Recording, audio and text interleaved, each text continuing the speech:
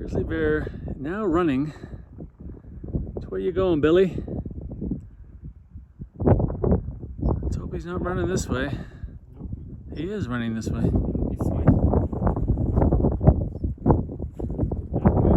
Not good.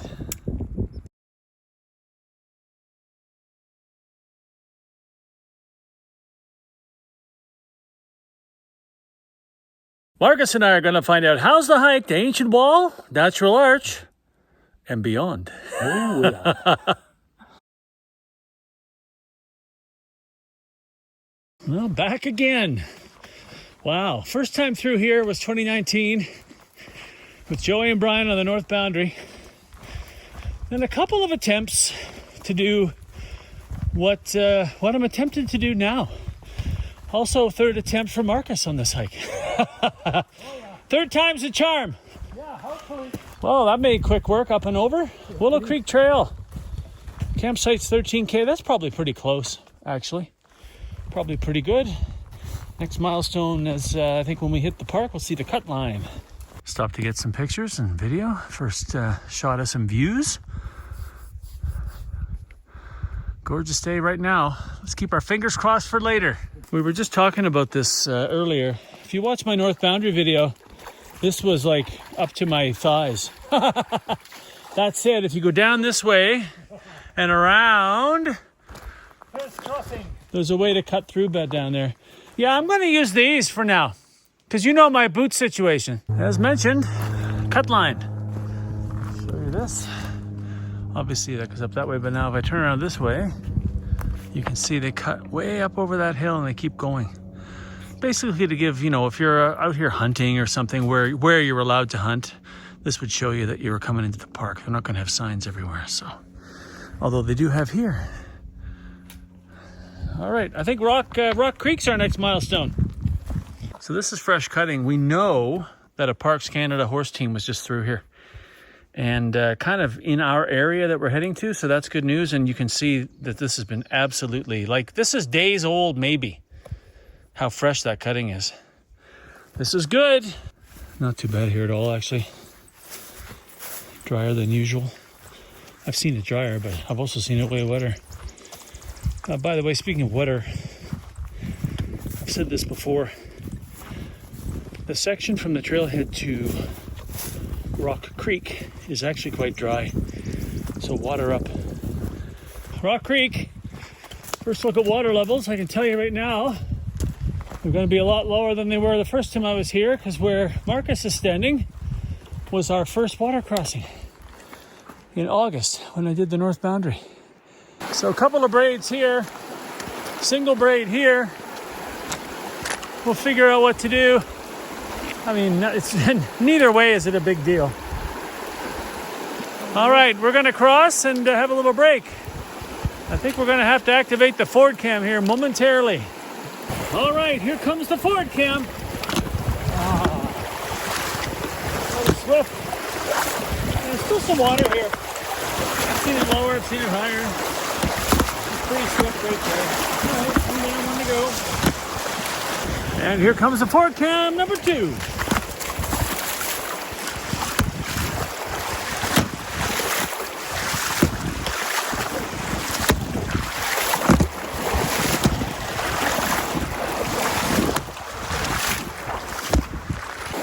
Speaking of that Parks Canada horse crew, there they are, heading back out. Just great to see them out here, isn't it? Yeah, just phenomenal. Keep up the good work, guys. Yeah, doing a great job.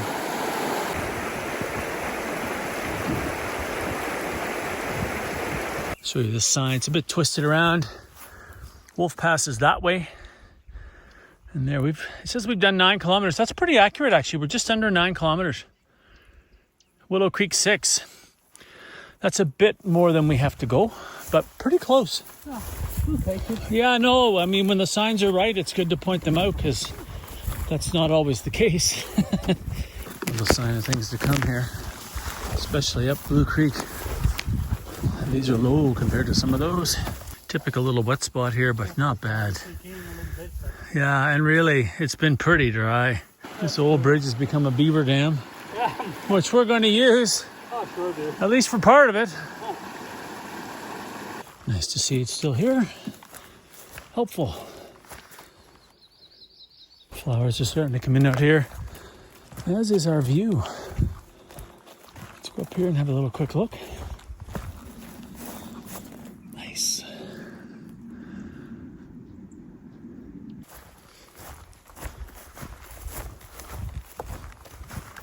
First shot of the warden's cabin and the weather station. And let me think, I'm having flashbacks right now about this fence. It's a flashback. Let's have a look. I know you two can figure this out. No, Olivia, they actually move. Oh yeah. No.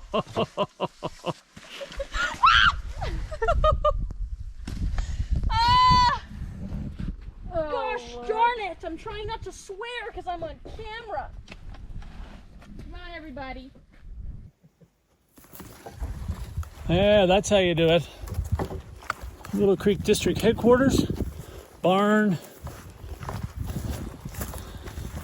warden's cabin. There's a guest book over there. Typically you can sign. I think I signed it one year. No need to re-sign it.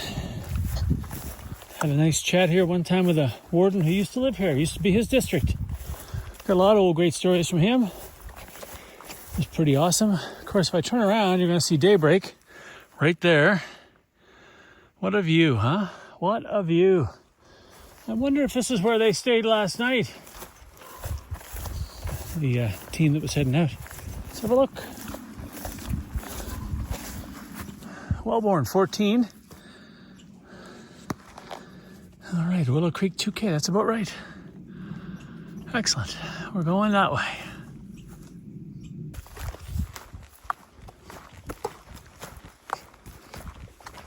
Descending now. We are not far from camp, maybe 500 meters. And here's a little tidbit for you. Fourth time walking right here. Never have seen the north boundary intersection before. I'm going to try to find it today. And I've been as far up the other way as Horseshoe, but never completed that little section from Horseshoe to here. There's no way I have not seen this before. Come on. Now I got to go back and look at the north boundary video. Did I see this or not? Because here it is. Northbound. Well, there's no trail to speak of. I mean, it's kind of there, and you can kind of see it going down through the willows. But there it is. Snake Indian Falls 12. You ready to go to camp? Sure, I am. Let's go. Yeah. Here we are at Willow Creek Horse Camp. Nice picnic table here.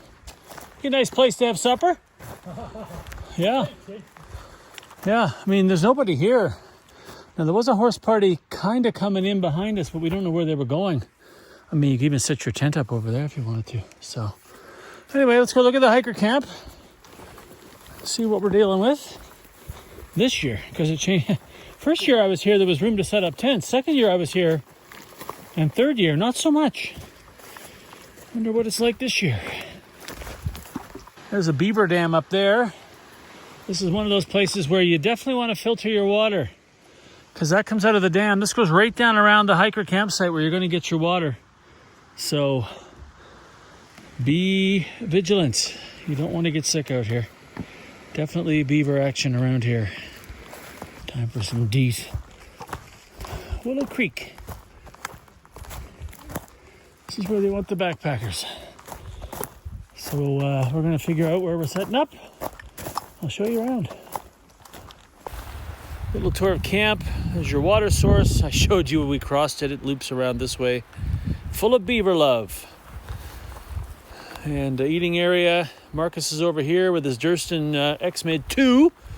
I finally got to see one in person, which was cool, because I haven't seen the two-person version before. So it's really a nice tent. There's my tent, also a nice tent. A little trail behind my tent, as I said just a second ago, leads to the bear hang.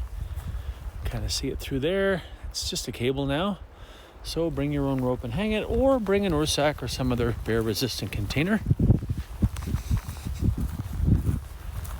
And then just over here, I'm going to show you, there's a couple ways to get back through here, but just over there, oh yeah, by the way, just up that way, another little fire pit for some reason, which is interesting. Yeah, just down this trail goes to the pole in the hole. I went down and had a look. I'm going to flash up the picture. No hole. Go dig your own somewhere. I would not dig into that one. Let me just be honest. So, supper time is promised. I'm having the pad thai tonight. Why? Look at that. 220 grams. Now, what do we got? This is from Europe. Did you buy this in Switzerland? It's actually British. Oh, it's British. Mm-hmm. Scrambled egg with cheese and caramelized onion. Ooh, that sounds good. 1,000. Okay, so let me just take a spoonful out. Let's have a look at this. Let's have a look at British dehydrated food. Look at that. How it looks. That looks pretty good. Yeah, It's actually better than last time. That might be pilot error. Yeah, so I'm still waiting on this guy. Although I'm pretty excited because I actually did see a little corn in there. So, little shot across the bridge to a very nice horse camp. As I showed you coming in, of course, the big beaver dam is up there. As we get ready to wrap up day one, about 14.7 kilometers as we pan around. Oh, sorry, especially on your TV. Yeah, 14.7, the usual walk. Yeah, it's great to be back out here. And we had a great afternoon. Markus and I were catching up. We had a nice breakfast in Hinton, then drove up in our separate vehicles. And I'll explain that in trip planning. We've both got kind of different itineraries with different times. That's basically it. So nothing changes over the next few days, of course. We're heading toward Blue Creek and up Ancient Wall, toward Hardscrabble Pass. And then once we get in the Willmore, things might change a little bit. And that's what we'll talk about when we do some trip planning. What the options are, things like that. It's all very exciting. And I hope third time's the charm. This is my third attempt at getting up over Hardscrabble, coming up to Brewster's Wall and Glacier and back into the park. So, fingers crossed. It's turned into a really gorgeous night, actually. Like, I'm just going to pan back around here for you. We've got some blue sky now. After an afternoon of rain and crazy winds. Like, you could just hear this gust coming for a while. And then it would hit you. And then, stuff would go flying. I mean, we caught on pretty quick to that, but... Anyway, listen, it's great to be back on the North Boundary Trail in Jasper National Park. This is just one of those holy grails of backpacking in Canada, certainly, and if you're a backpacker in the world, because Markus is from Switzerland, and he's been trying to do this a couple of times as well. So we're going to get to sleep, and we're going to get at it. We'll see you in the morning.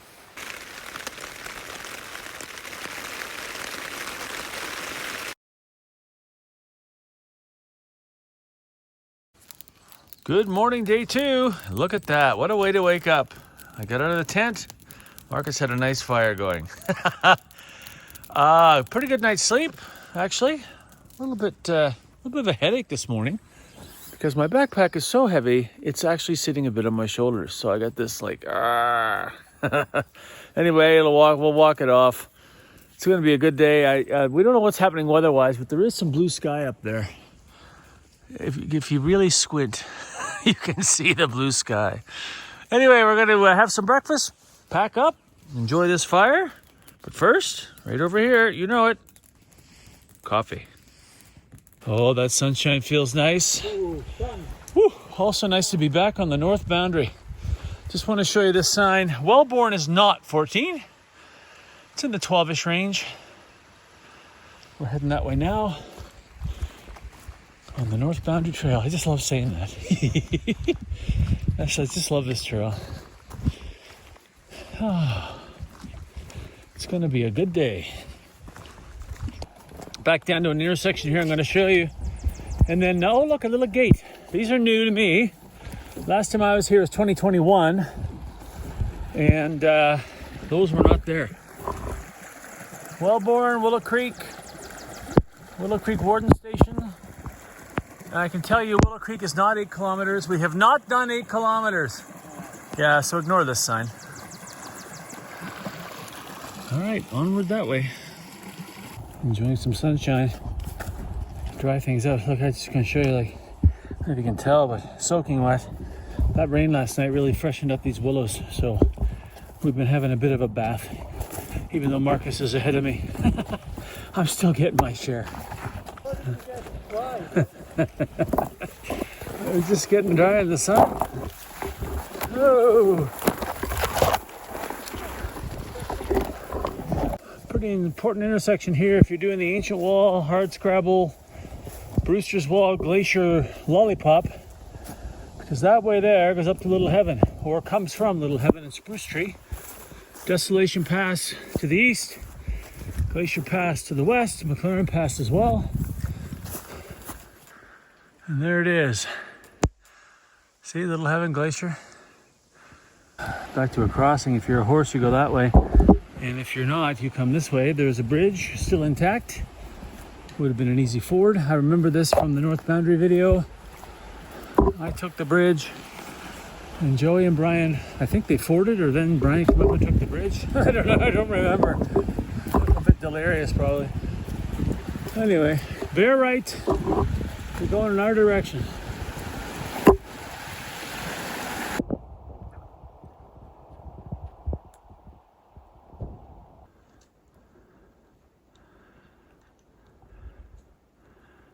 Getting pretty close to Wellborn now. And you can tell because here's the trail to the falls. This way. Now, both Markus and I have seen the falls, so I'm going to flash them up for you. Nice spot to get down to. If you're out this way, don't miss them. But if you've been out this way a lot and you're making miles, they're just a wonderful memory. Markus getting his picture. Finally dropped down to the river. Yeah. Look at this.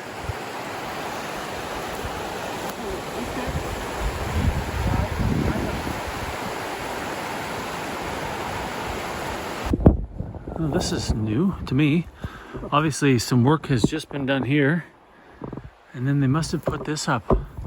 Horses Bridge Bypass. What bridge? Yeah, horse camp this way, but so's the hiker camp. Yeah. That's weird. Like they've just recently cleared that. Like very recently. Cool. All right.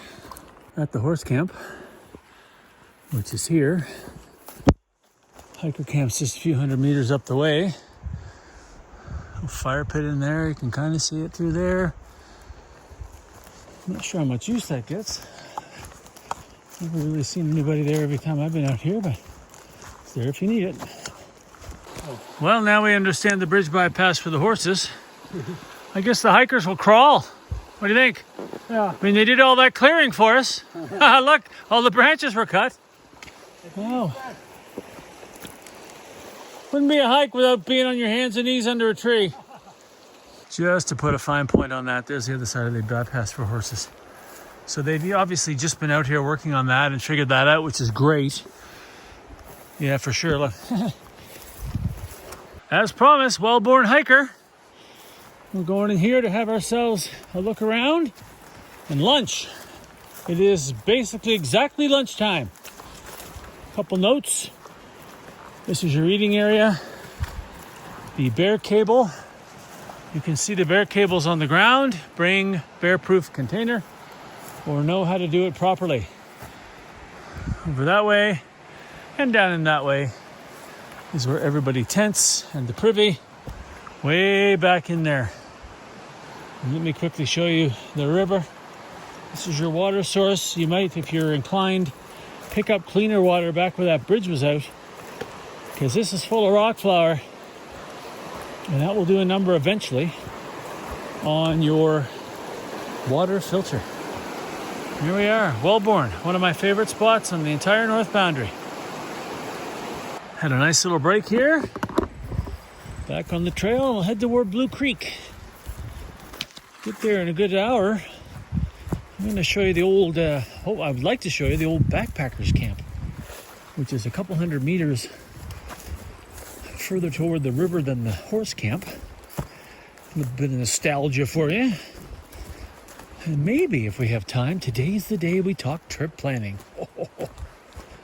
But first, the 12K.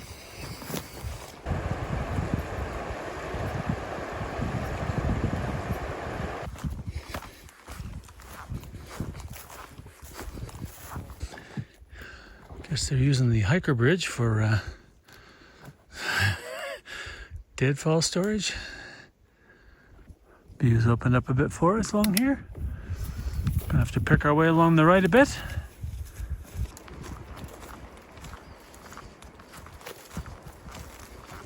Good milestone here means we're getting close to the warden's cabin, Blue Creek. We'll climb up here. Also being welcomed by the mosquitoes, who have become epic in proportion. All right, I'm gonna monkey with this and go that way. Big milestone here. This is the Blue Creek warden's cabin down here to your left. I've shown you this a couple of times. I'm gonna flash up some video.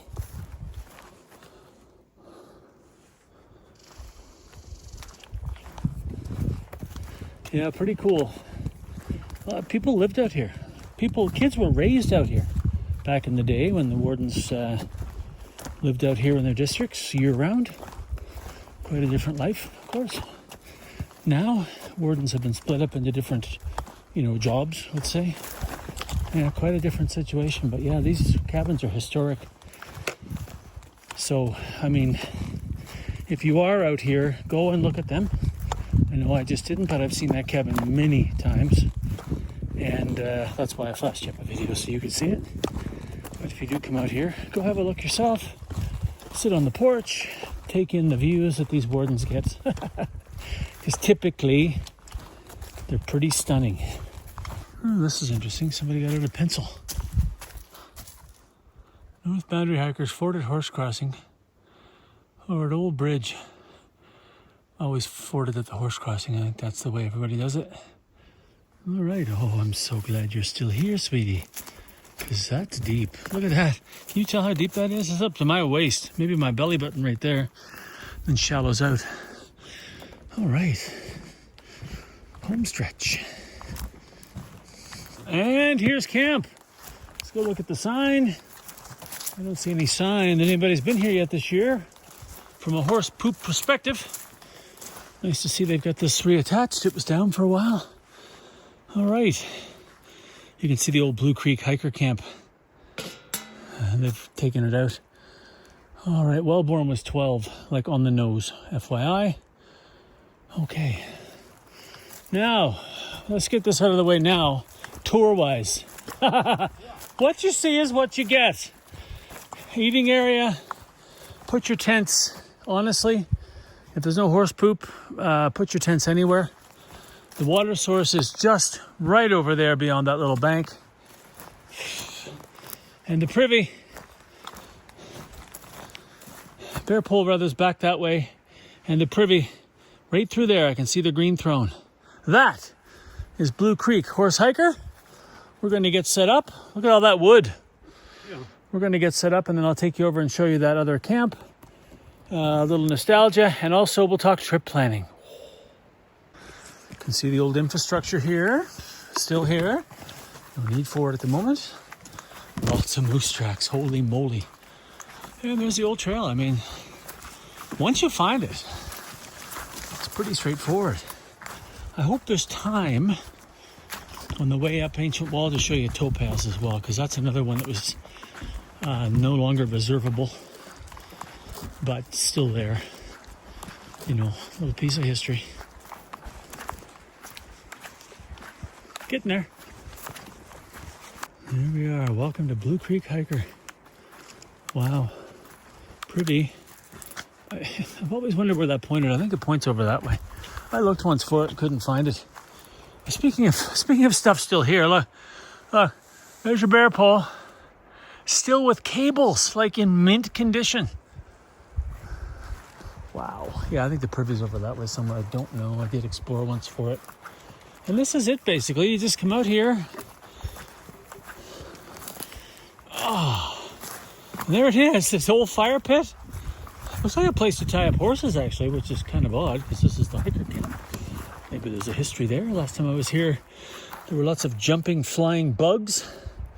And, would have been a few places to tuck in tents around here. There it is. A little piece of history for you. Blue Creek Hiker Camp.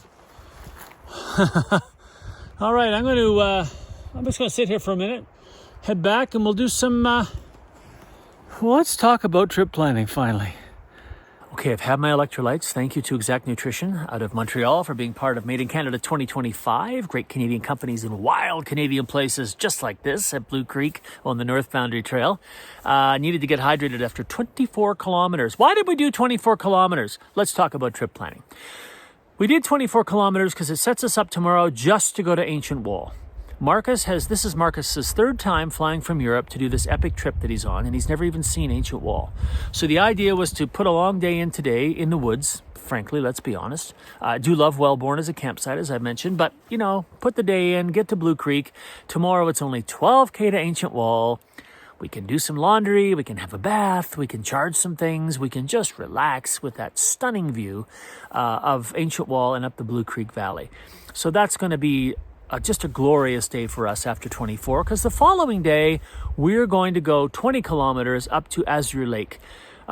Was able to pull a permit in the office for random camping around Azure Lake, no problem. I think they don't want you at Caribou Inn anymore, but let's be honest, if I'm going up Hardscrabble Pass the day after, I don't want to be way back at Caribou Inn. I want to be somewhere closer so I can start the day with the climb when I'm fresh, and that will be Azure Lake. And I was super happy I could pull a permit for that. So thank you, Jasper National Park Trail Office. Really appreciate it. I'm also going to thank them for something else in a second. Why is this so complicated? It's not. For me, because I'm trying to do what I've tried to do 3 times, which is Ancient Wall, Hardscrabble, Brewster's Wall, Glacier, and then out. My out is up for discussion, because when I get to Spruce Tree, I have some options. I can go up over Desolation Pass and into the Willmore Wilderness, maybe catch Eagle's Nest Pass, come down the Wild Hay back to the car, or I could come down Mountain Highway, I always call it that, Mountain Trail. I've got lots of options there to get back to Rock Lake if I go into the Willmore Wilderness over Desolation Pass. But I thought to myself, okay, what if I need to go back through the park? Little Heaven, Willow Creek, and out. I did ask the office, again, thumbs up to Jasper National Park's trail office this year. They're awesome. I said, listen, what if I decide I need to come back through the park and not spend all that time in Willmore? They said, just come back in the office afterwards and let us know. Obviously, they know me. So, and I'm on YouTube. If I do that, I will go back in the office and let them know. And I'll probably end up paying for a couple of nights in the park. But again, the flexibility is really appreciated in a really wild and remote place like this, when you do want to have some options. And there's not a lot of people out here, especially in early July. Now, what's Markus doing? This is where it gets complicated. Markus and I will be all the way up to Azure Lake together, but he's here on a 16-day, maybe 17-day trip. This is his third time coming from Switzerland trying to do this trip. The poor guy, the last time he got here, weeks after the big snowstorm in June of 2023, and encountered all the downed trees, many of which you can see on the trail have been cleared, which we're grateful for. All the Jasper National Park teams that come out here on horses and do all that really hard work. They were just through, as I showed you yesterday, the team was coming back the other way. The amount of work they did out here is outstanding. But when we cross up over into Hardscrabble Pass, that's when we have a decision to make as a group. I need to exit. I can't do the 16 days with them because of prior commitments and a family thing I have to do. That's just, I wish I could, because that would be like, 16 days, no resupply. Woo. I'd love to put that on YouTube, frankly. But I can't. I don't have the time because of other things that are going on with this big summer and a family commitment, as I said. So I'll stick to my plan, whatever that is, and he will carry on with his plan, and that could include going up kind of to the left after Hardscrabble Pass to a bunch of lakes. He might do some scrambling. He might do Dinosaur Pass. He might come up above Brewster's Wall to all those beautiful lakes that are in there that are rarely explored or anything like that. So, he's got the greatest map for Willmore there is, from Fording River Publishing. And he's one of the guys that told me I needed this map a long time ago. If you watched my intro to Fording River Publishing, they're now on the team for Made in Canada 2025. This is the map. So he's got the map, and he's got all these pen marks where he might do some interesting stuff from information he got from people on the Facebook group for Willmore, which is also awesome, by the way. You should join it if you're coming out here to get some information. There's a lot of great people on there. So yeah, we're not sure when we're going to split this trip up. I'm not sure how I'm going to end, whether it's going to be desolation in Willmore or down through Little Heaven and back through Willow Creek and Rock Lake. I wish you could vote, but I'm out here without you. So you probably already know if you've scanned through the video. I have no idea, but I will be studying this map to decide what I want to do. So what I'm going to do now, supper time. That was very long. Yeah, like 5 minutes. Oh, too much stew, not enough view. So I'm going to go have some supper. I'm going to have a little rest, and then we will wrap it up. Well, I was about to say goodnight and laying here in the tent, and I heard something outside. And it sounded like, I mean, if I had to guess, it sounded like something large with antlers walking through the trees. You could hear the antlers hitting the branches. That's what it sounded like to me. Anyway, it has stopped for now. I mean, there's lots of moose sign around here, that's for sure. So, not surprising if that were to happen. And if it does, I'll try to get it on video. Yeah, great day. 24.5 kilometers. It's heavy packs. It was good walking, but still, heavy packs, 24 kilometers. 24.5 to be exact. Yeah, I'm kind of tired, as you can probably tell. Tomorrow, about half of that, as we head up the ancient wall. And just take some time tomorrow to, I'm going to do some laundry and maybe have a little cleanup, charge some things with my solar, and just like enjoy the view. Because the day after that, as I think I mentioned earlier, is about 20K up to Azure Lake to set us up for Hardscrabble. So looking forward to a little more leisurely day tomorrow, even though there will be a fair bit of climb to get out of the valley here and up the hill. So we'll see what that's like. Anyway, yeah, good day. Great to be back out here.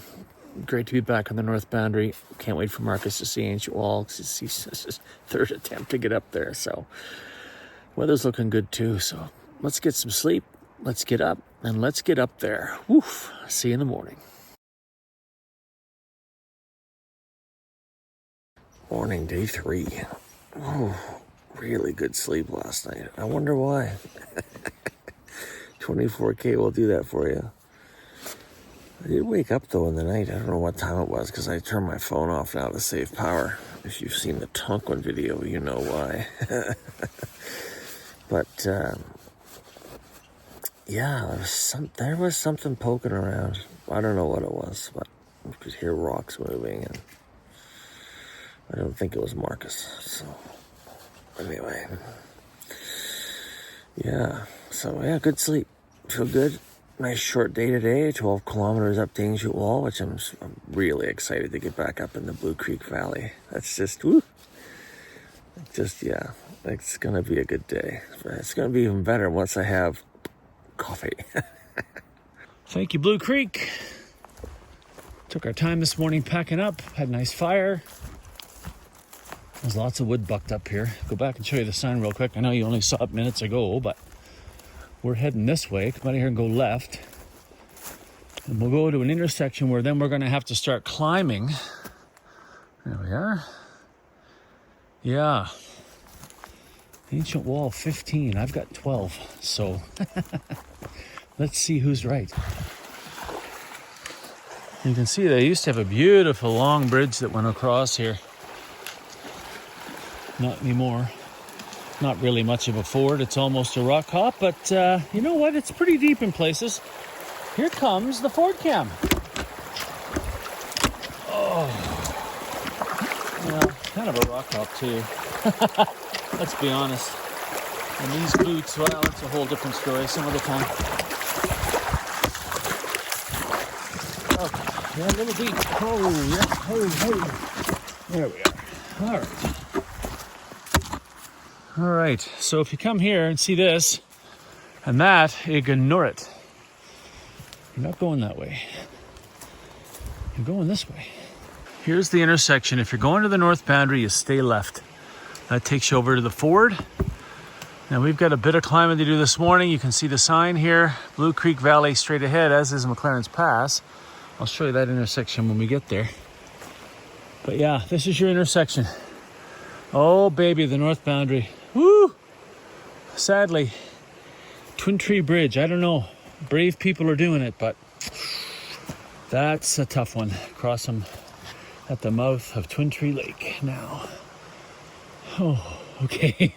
Here we go. Right in the middle of the frame, you'll see a yellow diamond. I'll zoom in for you a bit. Here we go.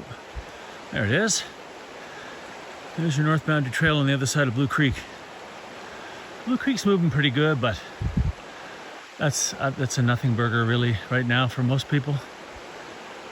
And it's very early July, so yeah. North Boundary Trail, Blue Creek Crossing. Used to be a suspension bridge up the way. No longer. One last shot of the fresh cutting. And I'll leave it for the day, but you know, I've been thinking about South Esk Lake again, but that 19K from South Boundary up, you gotta think it's gonna be like this before it was cleared, you know, like trees down everywhere.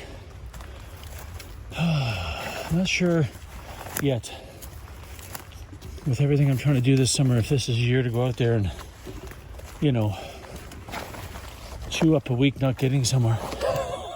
I don't know.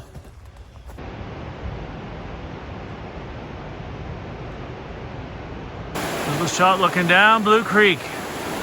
Just stunning.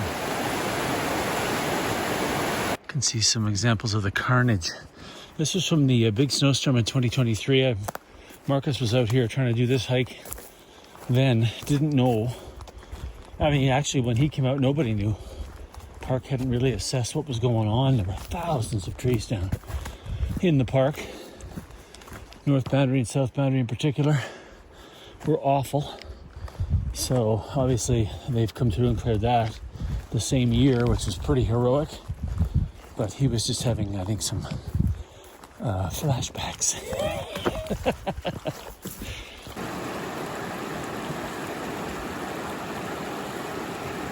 Wasn't really going to show you much more cutting, but oh my goodness.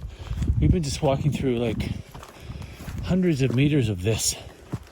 Imagine this all over the trail in 2023. Actually, as I said a second ago, Markus saw it firsthand, but look at the work the Jasper team had to do to clear this trail. Look at this. When I said heroic, I mean, my goodness, the amount of work involved to clear this trail. Incredible.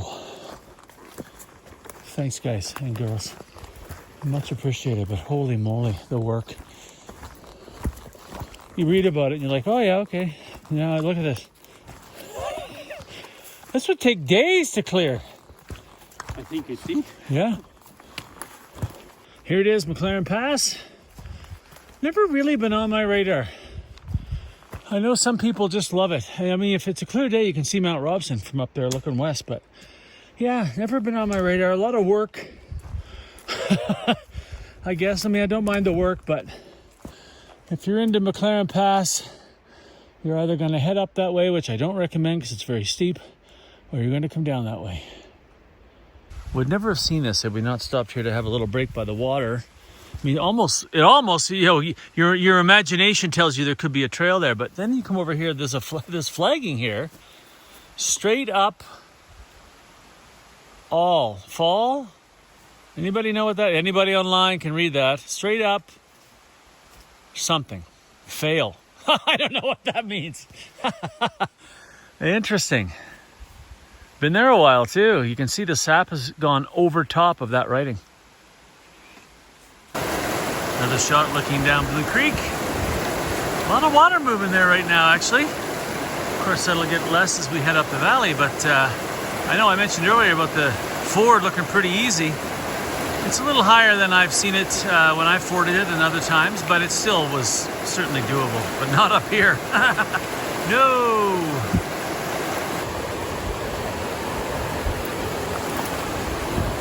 All right, start. I remember this section from before. It's still a bit wet, but last time I was through here, it was kind of raining. Super wetty. Super wetty. Okay, that's fine. First real bear sign we've seen. Walking and pooping. Be nice if you could do that. Walk along. No need to stop. Good view of the ancient wall there. Pretty imposing, actually, when you're down here toward the base of it. You wait till you see it up a little further.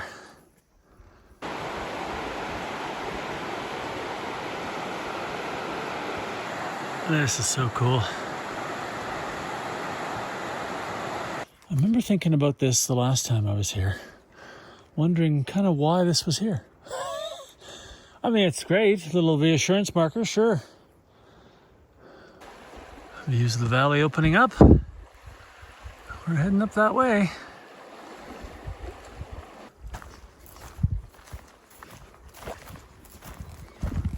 Hallelujah. Way off in the distance. Let's zoom way in. There it is in the center of the frame. A long, far away yellow blaze. We're going to head in that direction.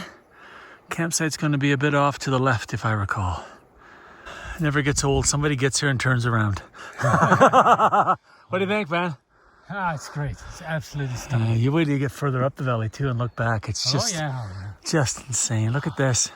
Yeah. Ancient wall. Worth it. Worth every effort. Every drop of sweat. Yeah. That said, Full step. let's go to camp and wash some of that sweat off, man. Yeah. Me especially. Trail markers over there. Camp is over here. You can actually see a bit of a well-worn path. If you're not staying here, you're going up, say, to Natural Arch or beyond, then you just head that way. Over there. There's that blaze in the tree, a little flagging. Camp's just over there. Oh, I'm gonna give Markus the secret awesome spot. And then I'll show you around. Quick shot of ancient wall. We come in that way. You can see a sign in the middle. The privy is indeed up that way, and it's not too far. It is a green throne. There's my clothesline. Rainfly from this morning from my condensation. Markus is down there. I'm going to show you his spot in a sec. He's already done his clothing. Washed up. I'm set up here. Anyway, still a menagerie of stuff. So, yeah. So down here through the clothesline, I brought Markus in and I said, hey, I got the perfect spot for you. I didn't discover this till last time. Last time till, after I was already set up. But sorry to interrupt. No problem. Anyway, I said, you got to come down here. So if you're at Ancient Wall, this is where you want to be. Look at this view. Keep your vestibule open. And just point your vestibule this way. And there's your view from your tent at Ancient Wall. All right, I'm heading over to the creek. Time to do some laundry and some personal hygiene. And where I'm going, you can't come. Woo, time for supper. Tonight we're cooking. I want to thank Yamnuska Backcountry Kitchen, part of Yamnuska Mountain Adventures out of Canmore, Alberta, Canada, for being part of Made in Canada 2025. Great Canadian companies and wild Canadian places. I'm going to show you a little view of our wild Canadian place a little later. I'll give you a better tour of the ancient wall. But first I want to show you, tonight is beef stroganoff, and this is what it comes in. This is the beef stroganoff part, and this part up here is in a separate bag, and it's dehydrated mashed potatoes. You can do it two ways. You can put it all in one pot, follow the instructions, which I'm going to flash up here in a second, or you can do the potatoes separately from the beef stroganoff and then just kind of pour it over top. I have one pot. We'll do it in one pot. Here are the instructions. I've taken pictures of all of these when they provided me the instructions. I'm like, I better take pictures of these so I have them on the trail. So yeah, I'm going to take this part out. I'm going to do a little pre-soak like it kind of says you can do if possible, and let this start to rehydrate while cold.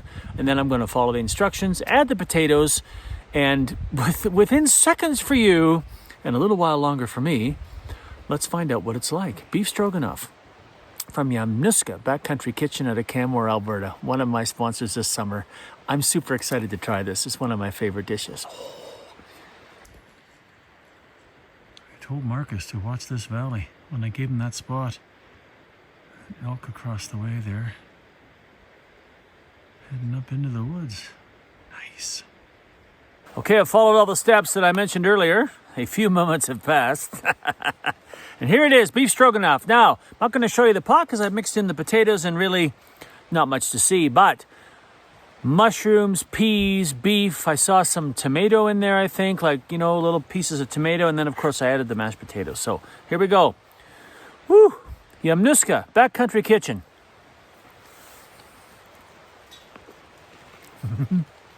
Yep. Oh. keeps getting richer and richer. Yeah, peas, carrots, some tomato, a little bit of spice. Not too much for me because I'm not a spicy guy, as you know. That's just great.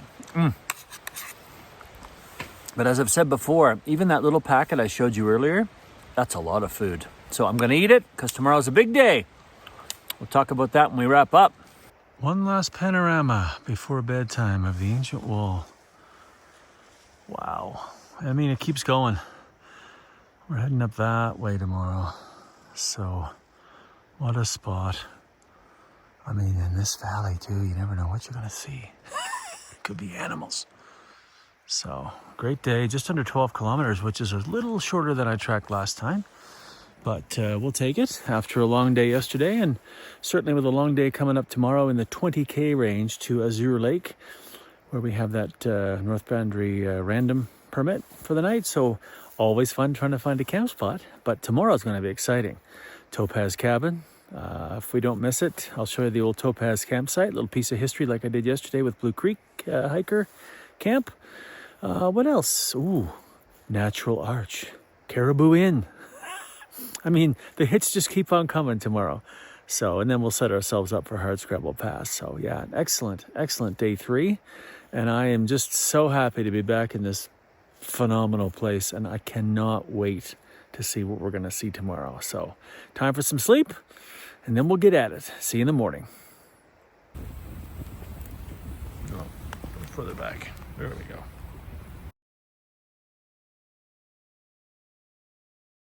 Good morning, day 4. And what a way to wake up to a fire. Markus, thank you. Woo! Yeah. Nice nippy mountain morning and a nice fire. As we get ready to, I've just told you where we're going, of course, about a 20K day up to Azure. Lots to see in between then and now. So pretty excited about the day. Gonna sit here for a bit and enjoy the coffee and the fire and then get moving. Great night at Ancient Wall campsite. Got some hikers who came in late, actually. I didn't mention that last night.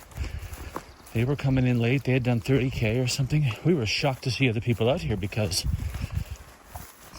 the logistics of getting this far. So they're on a very fast expedition up over Hardscrabble today. So only a few days to experience this place. Oh boy, look at that. That said, wait till I show you what we're going to see today. What a wide angle shot there for you. Oh man. So just on the other side of that, I shouldn't say just, but the next valley over, going south to north, which is over those mountains, is the North Boundary Trail towards Snake Indian Pass. I mean, that's where we are, just on the other side of that, basically.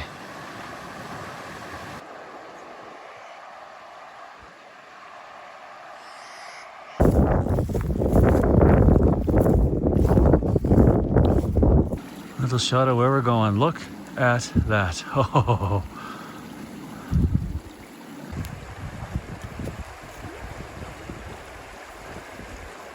Topaz cabin. Trail goes to the right where Markus is. I'll come in and show you the cabin real quick. Not too far from Topaz hiker campsite, which has been decommissioned. But as I said, sometimes you can ask, hey, I'd like to stay at Topaz, go explore the lake. And they will typically allow you to do that. I mean, it's old infrastructure that's still there, right? Ooh, out of breath. Topaz shelter. There it is. And they've definitely been here because it looks a bit cleaned up since the last time I saw it 4 years ago. There's your view. Over across the Snake Indian Pass and the North Boundary Trail, next valley over, as I said earlier. Lovely. There's a sign of the campsite. I don't remember it being that far. Well, I've heard that before. yeah, let's find out. Here's the sign to the old campsite. 1.2 kilometers from the cabin, not 2.5. Natural Arch 5K. That's pretty close, actually. That's going to be pretty close. Look, it used to say 8K. I've said it before, I'll say it again. These brown signs, best ignored with regard to distance because they're just not accurate. Yeah, infrastructure's still here. it's been used, obviously. Not surprised. Looks like somebody's built some sort of makeshift shelter there. A little bit of clearing. The water's down that way. Probably going to go water up. And then the privy's back this way. I forget. I'm sure it's a log in a hole. I mean, I know it is, but I forget. Oh, look, somebody's been recently up here. Maybe they came in on the patrol, had a look around. Something like a little uphill climb. Back up the hill from the campsite for the privy, I guess. Oh, yep, there it is. Log in a hole. Still there. Wow. I wonder if it's in better shape than Willow Creek, which has been filled in. Oh yeah, look. Still a bit of a hole. Neat. All right, gonna water up. Pretty well-worn trail down here to Blue Creek, where you would cross at some point to go up to Topaz. This would be a great spot, and sure, back in the day it was, for people to go up and explore Topaz Lake.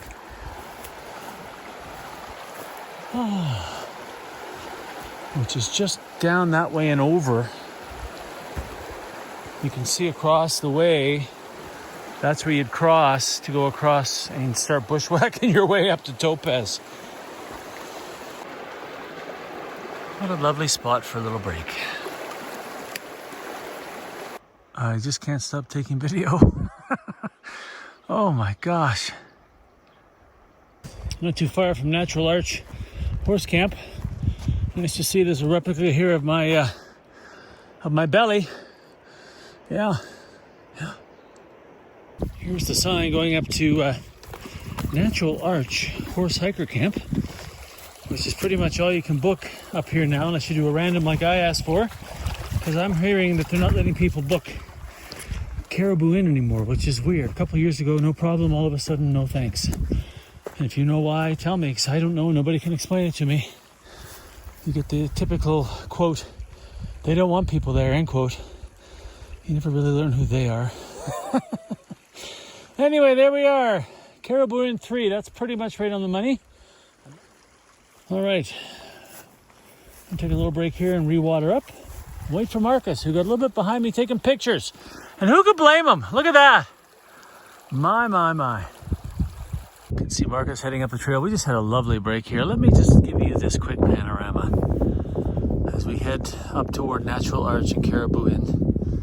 The view from here is pretty spectacular. I've got a panorama, I think, on my website that has me standing out here with this, pretty much this view right here. But look at that. Look at these meadows.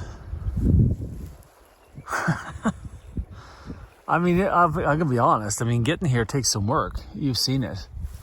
But absolutely worth it. And I'm excited now because once we get past Natural Arch, it's all new to me. I was starting to lose faith. Because last time I went too far and came back, and I don't know how we just ended up seeing these flags, but that little thing says Arch. Like, you'd never see it.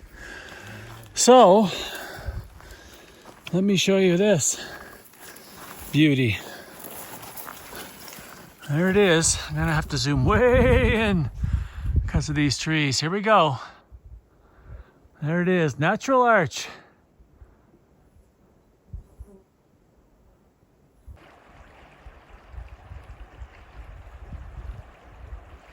Just about 3K.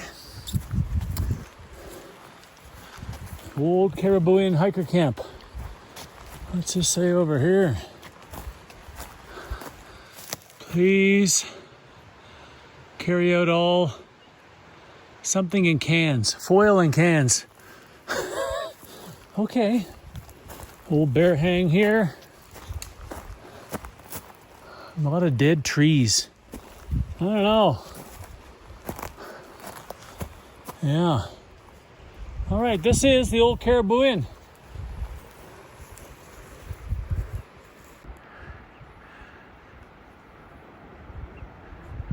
Kind of a mystery to me how far the horse teams go up toward the park boundary near Azure Lake. Obviously, they've come up this far.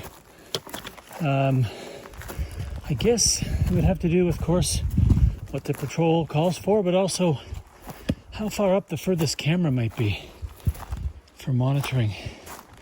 I don't know. Anyway, good to see that they've been up this far. Through this big, up and over through the forest. Yeah, more there, see? Nice. Emerged out of the forest, lots of willows. These are of the picky low variety, which tend to get caught up in your feet at times and can certainly take you down. He speaks from experience. Yeah, so pretty slow going through here. Probably in the 5K range to the area I'm targeting my head for random camping near Azure Lake. Whoops, sorry. Problem is right around the end of the lake that we'll pass. Pretty marshy, squishy. So a little bit before we get there, we'll start looking. Get out here, there's no trail. You always look ahead and hope that there's a marker.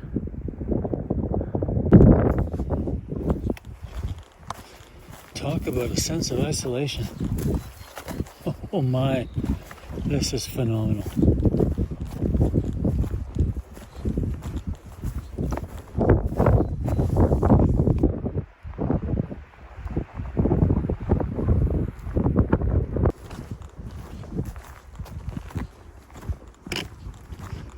As you can tell, the weather's changed.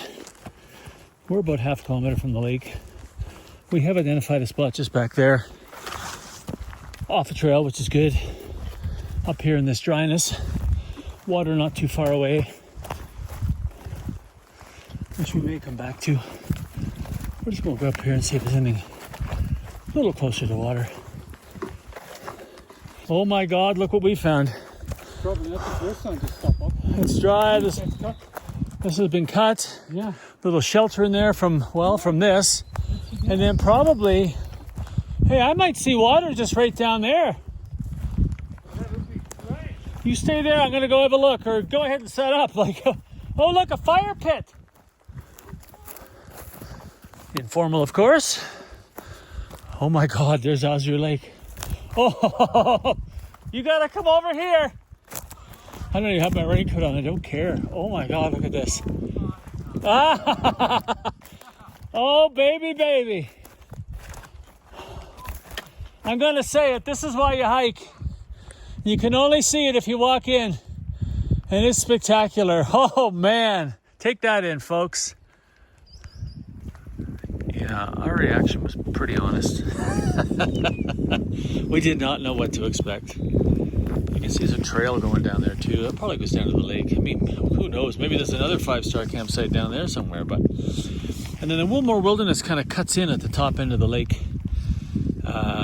The park boundaries over that way as it is up that way as well, which is where the pass is. But look at that view. Rain's going to continue overnight, but we should have a partly cloudy, partly sunny day tomorrow for the pass and for waking up and getting that view and having a coffee. But oh my gosh, in heaven. Stunning. Quick shot of what we've done with camp in a random area, of course. Put our tents back there, tucked out of the wind because it does come off the lake and it's whipping. I think it feels like +3 right now, Celsius. Pretty nippy. I joked with Markus it could snow. I don't think he was amused. That old marker on the tree here, and then look under here. Somebody's gone to the trouble of like carving this out at some point or using it for firewood or whatever. Either way, we've got ourselves a nice sheltered area for supper, and that's what we're going to do right now. I certainly would love to show you that scenery, but pretty socked in down the valley. And as we swing around here, there's the lake, Azure Lake. Not looking so azure today. She's looking a bit gray and cold, and it is gray. Yeah, just in time. Thank you for that wind. Oof, she's nippy. Little shot of our goal for tomorrow, right up through that gap, tight to the right and around, and down to the West Sulphur River. Super excited about Hardscrabble Pass. It's going to be a hard climb. And probably about 4 kilometers from where I stand. A little research on that tonight. Fording River Publishing does have a GPS coordinate where the trails kind of meet and intersect. Hello. So I'm going to look at that in the tent when I get in my dry clothes and in my sleeping bag, which is happening very quickly because it's a bit nippy. So what a crazy day, right? Like, started out beautiful and then it was too hot for a while and then this. welcome to the mountains. I've said it millions of times before. Anything can happen out here. It could snow. I don't think it's going to, but it's just going to get pretty close. So I'm going to snuggle up in bed, and I'll see you in the morning.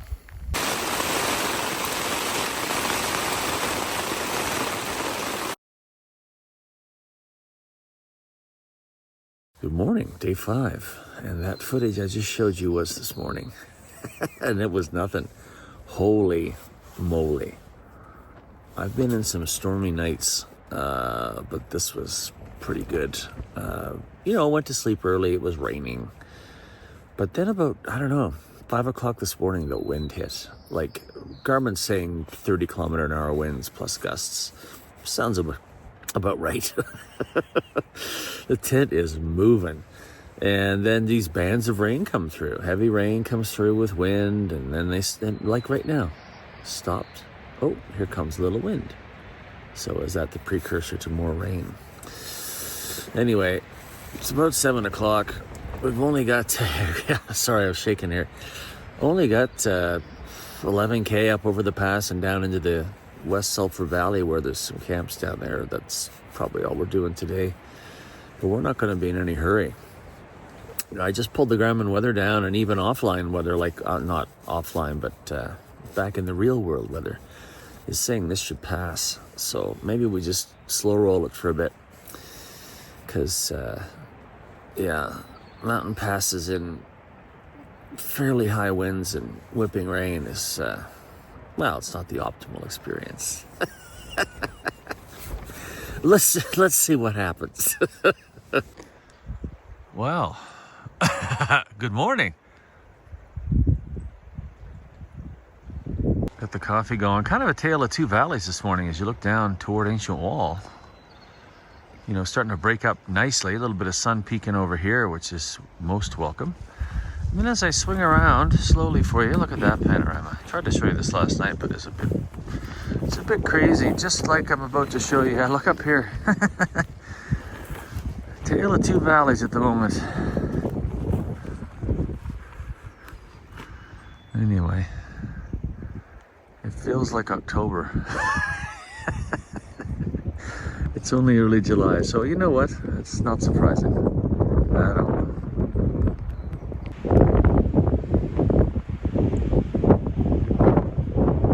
Underway. What a great little camp spot that was. We were giddy when we saw it last night. The views are going to be spectacular today. Now, as I mentioned, going to go over to that number 20 on the Fording River Publishing Map GPS coordinates where they found the Blue Creek Trail. Obviously, I'm going to be walking through some bog here for a bit, cutting straight across. We'll get there and find a reference point just to see if there's anything more obvious for us. Otherwise, we're just going to head up that shoulder. So let's go find that. We've come over to those coordinates and neither one of us see anything that resembles a trail in the general vicinity. So, I'm going to head over toward the woods and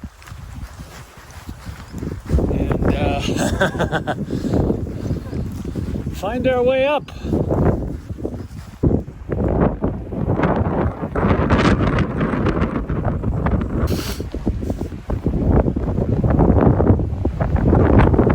Center of the frame at this point. I'm just aiming for the target.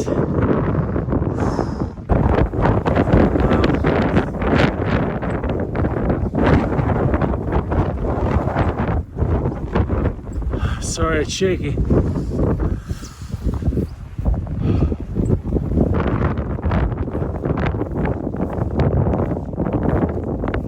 Wasn't really expecting that. Oh, cool. Not too far from the pass now.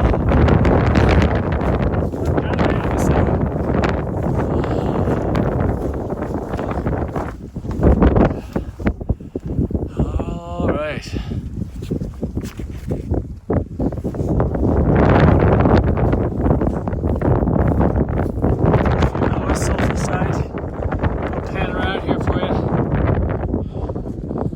Markus has just ducked down there into that ridge. Holy mackerel. at that hanging valley over there. It's in the Willmore. I think you can just go up there and hang out. Holy mackerel. Wow. Okay. Up to the cairn. Right before we head down. What are we going to see on the way down? Look at that.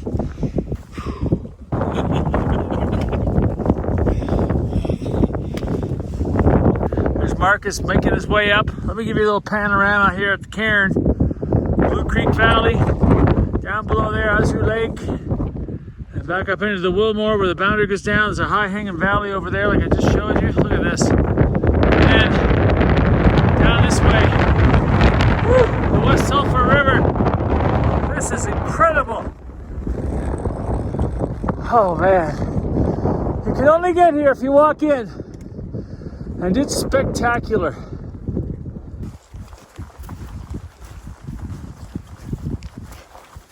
Little shot back there.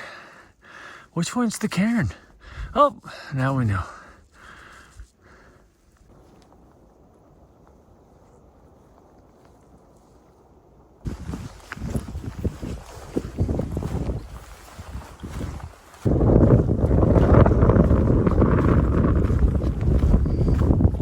Sure we can catch Markus way back there, but I just walked out on this.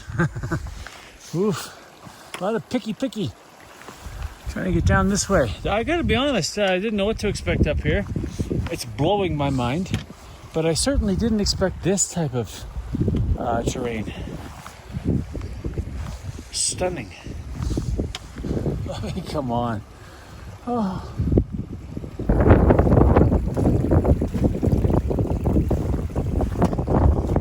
Some really good single track now. I mean, we know where we're going, obviously, but always nice to be walking on this nice level stuff. Whoops! Oh my gosh, that's too funny. Yeah, let's trip on that nice level stuff too. What? We haven't been seen yet. Oh, we've just been spotted. Trying to smell us.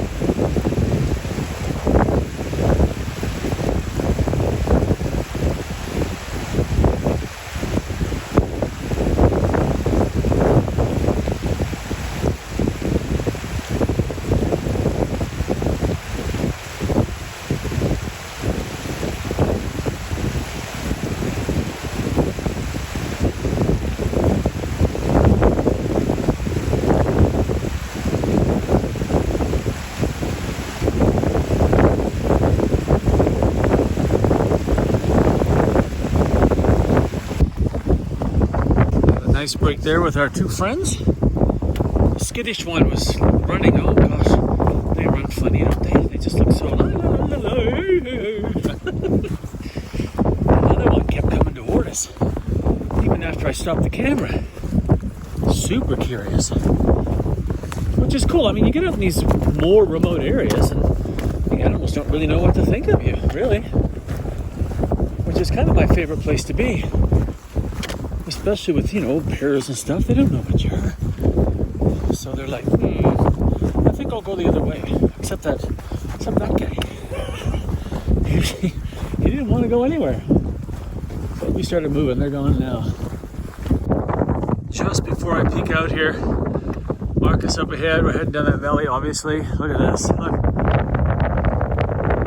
Some snow up there, closing that gap off. harness on the front. Kind of slip back before we head down over the hill. Woo! Oh! Yeah, so that's a little taste of what we've been dealing with all day. Wowie, wowie, wow. It just never ends.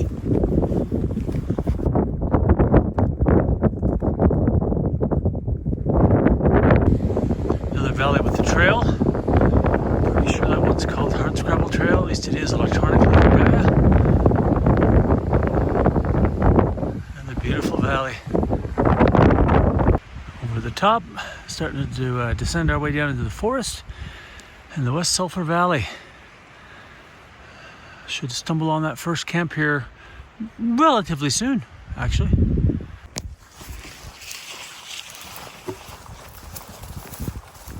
Going the other way, first real sign I've seen on this trail since we came down over the pass. In fact, not much at all. Even on Ancient Wall, pardon the pardon the handle in your picture frame there, but yeah. A couple of days old. Infrastructure here. Let's have a look.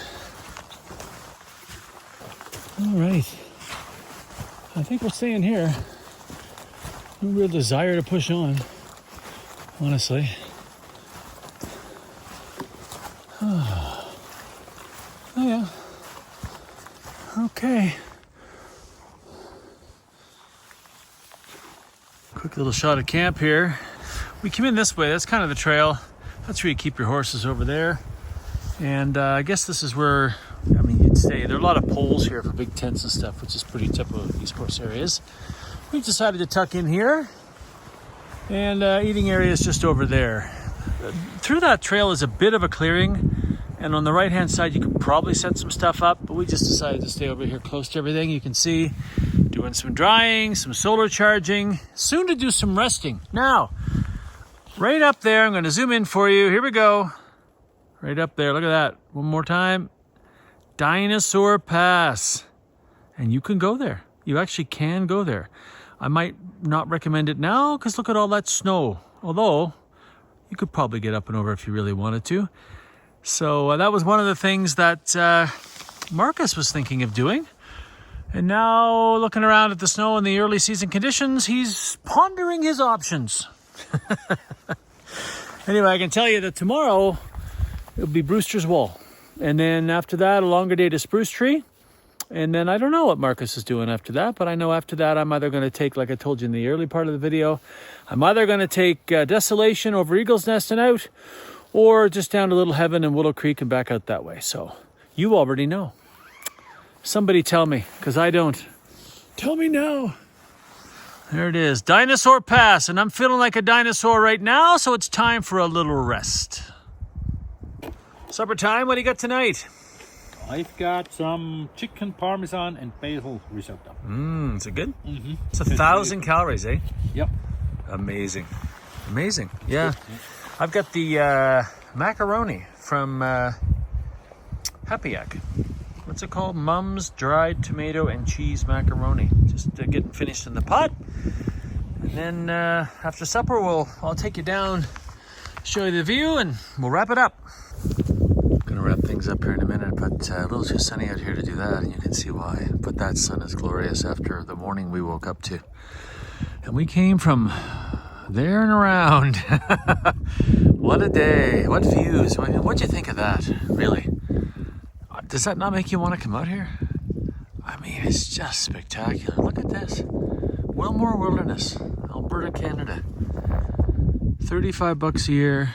Gets you the permit to be out here and camp where you want to and enjoy this amazing wild place. Just incredible. Woo! Oh, what a day. You were there. What'd you think? Oh my gosh. I mean, just over 11 kilometers, but all of it, for the most part, was filled with amazing scenery, except at the very beginning and at the very, very end.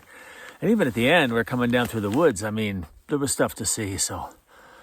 Oh, Hardscrabble Pass, one of the top 5, for sure. We'll talk about that later and how's the hike, but that just blew my mind today.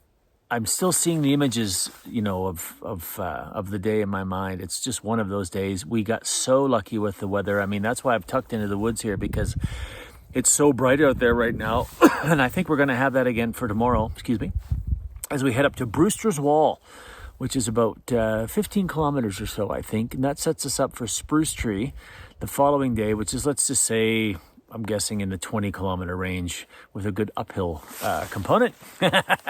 I'm expecting tomorrow the 15K are going to make us work a bit with willows and bogs and mud and stuff. It's dry out here. But now that we're in this valley, we got a lot of north-facing mountains with lots of snow left on them, and they're draining down this way on this side of the valley. So I did notice a bit more wet today. Of course, the rain last night didn't help either, because it came down for a while and pretty steady, probably in the 9 millimeter range, according to Garmin. So anyway, what a day. It was one of the best days of backpacking. It's certainly in the top 10. Pass was in the top 5.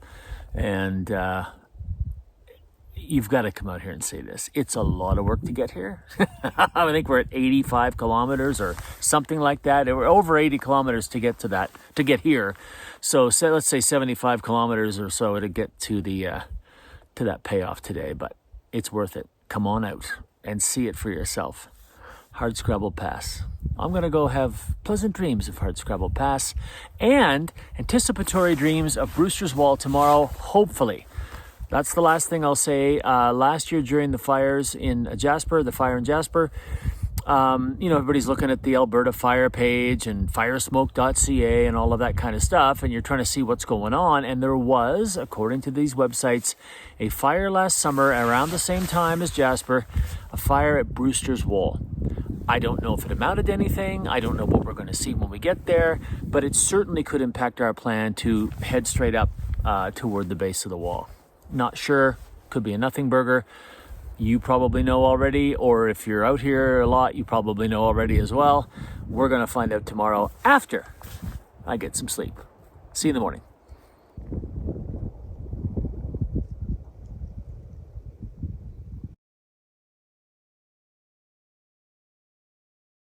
Good morning. Day 6. Slept in a few minutes late, like 15. I don't know. I get up when I wake up, which is typically right around 7 a.m. I'm awake before that, but I refuse to get out unless it's a long day or something. So today's not, as I just mentioned a few seconds ago, although could be willowy and boggy, so 15K might take a little longer than usual, but it's life. Also downloaded, I didn't download, but I set up GPS coordinates for the intersection to the Brewster's Wall Trail off the Fording River map, which might come in useful for us as we head up the valley. So always good to have reassurance like that. And, kind of a goal and a target to get to if the trails are a bit obscure. So we'll see, right? Anyway, just before bed, I'm awake. I think Markus was asleep. And I hear this really weird grunting sound. And it's on the trail. The trail goes right through camp. So after the third one, which was louder, I decided to get up and get out and look around and see if I could see anything. But whatever it was gone. And after seeing those animals earlier in the day, you just wonder, excuse me, if that's the kind of sound they make or something, if they're walking through a campsite. I don't know. Anyway, it was something went through right around, I'd say, about 9:30, 9:45. So, anyway, let's go see Brewster's Wall. Fingers crossed. And have another great day. Let's go. Let's get at it. We're off. A little chilly morning. Had another one of Markus's morning fires. This is a new thing for me. I'm actually kind of liking it. I think the only other time I can remember is when Joey had one on his birthday on the north boundary at 3 Slides. Just not something I normally do, so really like it. Off to Brewster's Wall we go. A few things to show you on the way. Some other campsites. So we took the very first campsite coming down after the pass. That was always our plan. And there'll be a few more to show you, I think, along the way here. 1 kilometer to the next one, I think. And then a little further to the one after that. So give you some options if you're going to come out and plan this trip, which I think you should.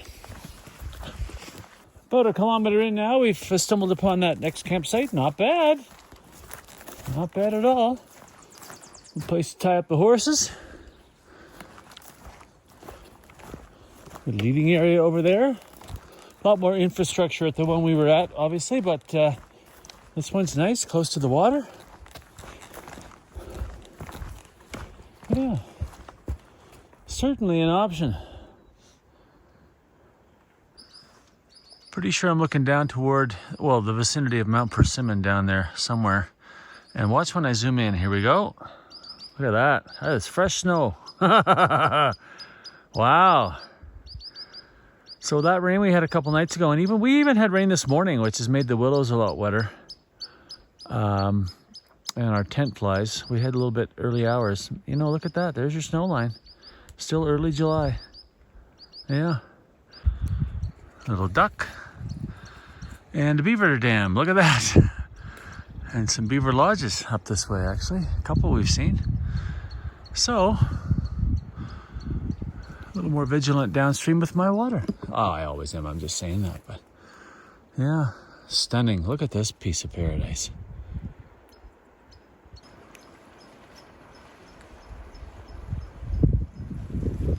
Little divergent trail here. We're going to hang right. If you go that way, it takes you down across the river. Options down there as well, of course. Just got to this lake. Obviously, we've got to get over there. Didn't see anything obvious on this side, so just drug out the map. I guess we were supposed to ford at that river ford back there, across the river. So now we're on the wrong side. So now we're gonna, there's another horse camp. You cross it a second time to a camp, I guess, back on this side. So now we'll head down toward the river and see if we can re-intersect the trail. Okay, so don't do what we did if you're looking at my GPX track. Although I have found a really well-established trail. I'm going to say a game trail. And we are heading in the absolute right direction back to the main trail. So when you come down from our campsite, ford, go to the other side because the cliff's out on this side. And then you'll cross again. So a couple of fords of the West Sulphur. Whoops. Hopefully this game trail does what I think it does, which it should, which is get us back to the main trail at the next where we would have forded the second time. Back on the trail again. Okay. So, yeah, that was quite a bushwhack. If you ever get in that situation, honestly, find a good game trail that's been recently used. If you know where you're going, they know where they're going too.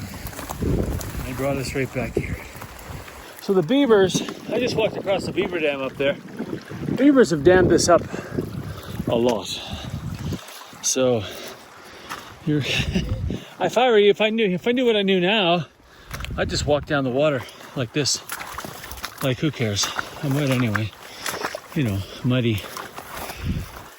Woo! What a morning! See what I mean? Yeah. Okay. Man, those beavers have made a mess. Busy beavers. And another ford. Okay. Holy crap, is that deep?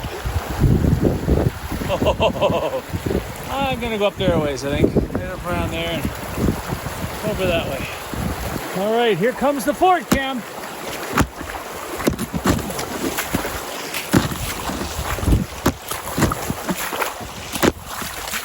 Okay, now. Oh, and there's the track. Whoa, and that's the map. Holy. Okay, we're back on track for sure. Here's that other horse camp. Woo! Yeehaw! Yeehaw, indeed. All right. I'll probably sit up here for a minute and bring out one of my socks because it went up over my boot. The leading area. Lots of places to tie up. Looks like it hasn't been used this year, actually. Another nice spot. That's the look of somebody standing at another giant beaver pond, wondering how to get around to the dry trail. Oh, by the way, that is the trail. My bridge. Although well getting here. Might as well have crossed through the deep. We took the low route, so a little zoom in on the cabin. There it is. Little intersection here. You go left to Bluegrass Pass. Also a campsite up there. If you go right, you're going our way. Down and around the bend. All right, here we go again. Here comes the fort camp. This is going to be deep and swift. Nice and clean though. Oh yeah, up to my knees. I'll stop here after this next quarter and bring up my socks a little bit to avoid the blisters. Up past my knees. Ho, ho, ho, ho. Woo! And just mere steps later, here we go. Well, let's do it again. Here comes the fort camp. Woo-wee! Where'd that water come from?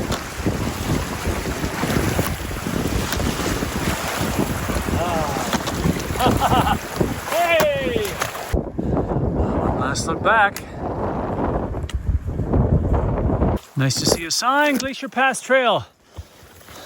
We got to the intersection, we knew we had to turn right, but a little reassurance is always nice.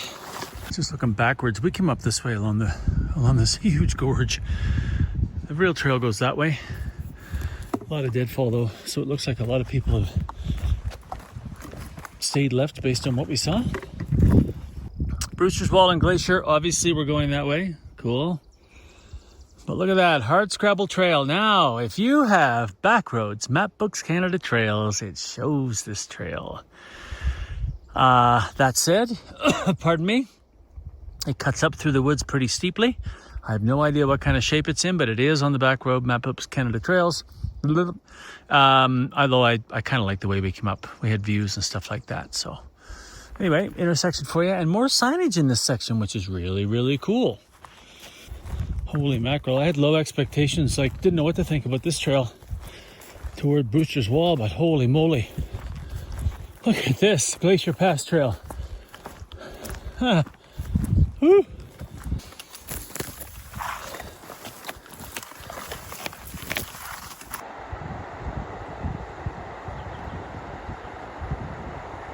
Been a lot of willow bashing on this trail.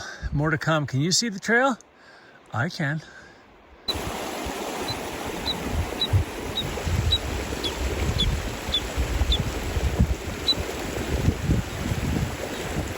Somebody's not happy I'm here. Well, hello there. Well, this is clear. It's a fork in the road, right on the GPS coordinates from Fording River Publishing. So there's your Glacier Trail up that way. And look at that. Look at this place. Oh my gosh, just sitting here waiting for Markus. As I mentioned, having, what is it, sea salt brownie? Sorry, I can't think straight. Sea salt brownie from the Oak Company in Newfoundland and Labrador. Part of my team this summer for Made in Canada 2025 with the great Canadian companies in wild Canadian places. It doesn't get a whole lot wilder than this, at least not in this area.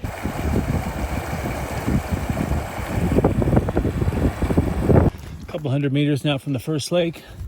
Not much to show you in here. This is actually pretty good. Some good muddy sections as well. You know, you look down that valley, you're thinking, oh, good. We'll cut up and around there. No. You cut up through the woods, which is fine. Let's go see this lake. Camp number 1. This is huge. Look at this place. Wow. Corral over there. Looks like anyway, or it looks like it was. Look at the size of this place. Beautiful clean water down there, but where's the lake? Gotta find that. All right, we're gonna sit here and assess because I just looked up the valley and I saw the burn. And I'm not sure we're gonna be going to that second campsite because it looks like it's right up there. I'll show you in a second. All right, we've come out to the lake, which is stunning. Look at this, beautiful. And the water coming out of here is crystal clear. Bad news for us. So we looked at the map and it looks like the campsite we wanted to go to is going to be just back over there a little bit behind the lake, like somewhere in there. And you can see it, the forest fire burned that area. I don't know how much or how close, but it'd be pretty tough to go back there and find out you had to camp among snags. If so, I mean, yeah. So we're gonna ponder what to do. It is a gorgeous view. Let me just zoom in here to this. Look at this up here. Look at that in the middle. Even more. Look at that. Stunning. Yeah, so, lots to ponder. This is the nicest horse camp we've seen so far. Yeah, really nice. And it's bright, but no view of the lake, which we just showed you. You can go over there and sit. Good clean water. And we're walking this way. Why? Okay, so the idea was to come here and stay at the wall. And I don't know, maybe somebody will write a comment and I'll be like, oh, maybe you can walk down there and stay at the wall. But it was a lot of fire. There's a lot of burn down there, a lot of snags. And it's getting late in the day. So what we decided is we're going to go down to the intersection and turn up toward Glacier. And there's a couple campsites just up the way, 600 meters or so. One's a little more established than the other. One's a bit primitive. Maybe we'll have a view up the valley of the wall, which would be nice. Then that sets us up tomorrow with a little more, direct route. There it is there. So there's the fire. I noticed this coming in. I'm like, uh-oh. Because again, there's a second ridge there, and then down that end, just around, is where the other camp is. So it certainly looks like it was touched by the fire. All right, so now we're on to practical thinking, which is setting ourselves up for a little shorter day tomorrow as we head up to Glacier Pass and on to Spruce Tree. All right, back out to the intersection. 600 meters. Let's see what we find. Well, here's camp, 600 meters as promised. And it's lovely. Bright, spacious. Only issue is going to be that water source, which is pretty murky. A filter killer. All right. I'm ahead of Markus, so I'm going to go over and make sure he can find the way in. Supper's almost ready. Quick tour around camp. Hello. Oh, there's my shadow. Hello.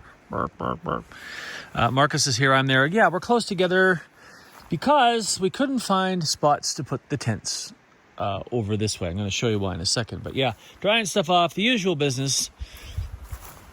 My socks are dry, which is awesome. Look, there's a table here. We could have set that table. How come we didn't set up that table? Oh, because the stools are too deep. Oh, privy's back that way. It's your typical one out here, which is nice to have. Some wood all bucked up. And then I looked around here, like I could have set up here. I could have set up back there. But let me just show you this. So this is the first tree I see. Back in here, this one. There we are. That's dead. Probably fallen that way, but you never know. So then I thought, well, I'll go over here. This will be great. No, look what they've done. Somebody's come out and this tree is dead. Okay. But they're getting ready to have her fall. Look at that. Somebody had the chainsaw come in here and cut through her. Now, I'm pretty sure when I look at if you know anything about cutting a tree, you can see how that gap is a little bigger there. I guess expecting it to fall that way. But, and that would be good, but you never know. Markus, what's for supper? What are you having there? Spaghetti carbonara. Ooh, is it good? Yeah, it's actually very good. Yeah. Nice. All right, so tonight, we're not far from Edmonton as the crow flies, really. We're really not. And I'm with Edmonton's Flat Out Feast tonight. This is creamy chicken, cauliflower, bacon. Remember Lisa from 2019, she did the PCT, found out she had type 1 diabetes, couldn't find stuff like this to eat, so she makes her own company. I think the last time I had this was at Yaha Tinda, and I love cauliflower, and who doesn't love bacon?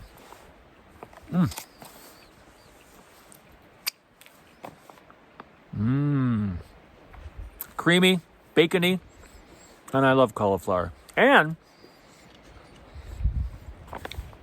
again with the simple ingredients, right? And for me, the 1 cup was really helpful tonight because it's the water's muddy. So that was really nice that I only had to do it. So Flat Out Feast, part of the team, made in Canada 2025. Great Canadian companies in wild Canadian places, which I'll show you, well, as we wrap it up. I'll just flash up the name of that mountain because inevitably I'll say it wrong. Mount Percy, Per se, Perch. It's not Perch, but anyway. And just on the other side of that, kind of in the middle of the frame, Natural Arch. Yes, that's right. Pretty cool how valley to valley, right? And there's up to Brewster's Wall. I'm so glad we get up there today. A little disappointing we couldn't stay back there. But we are happy that we're here with this view and the sun on this gorgeous, gorgeous day that, well, sorry, it's gonna be a little bright. You know, a little longer than we thought. We bushwhacked, we took a wrong trail. We went right when we should have stayed left.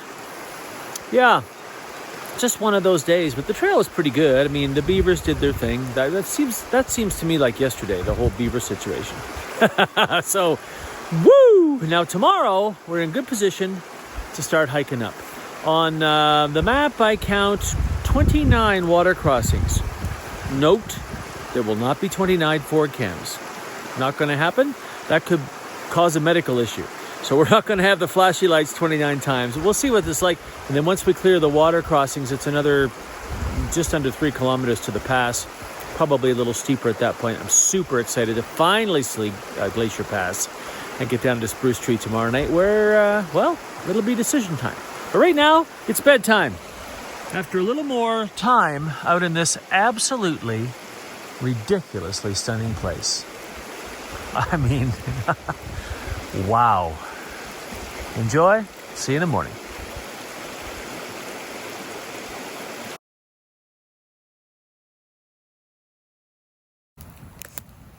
Good morning, day 7. Yep, we got the fire roaring today.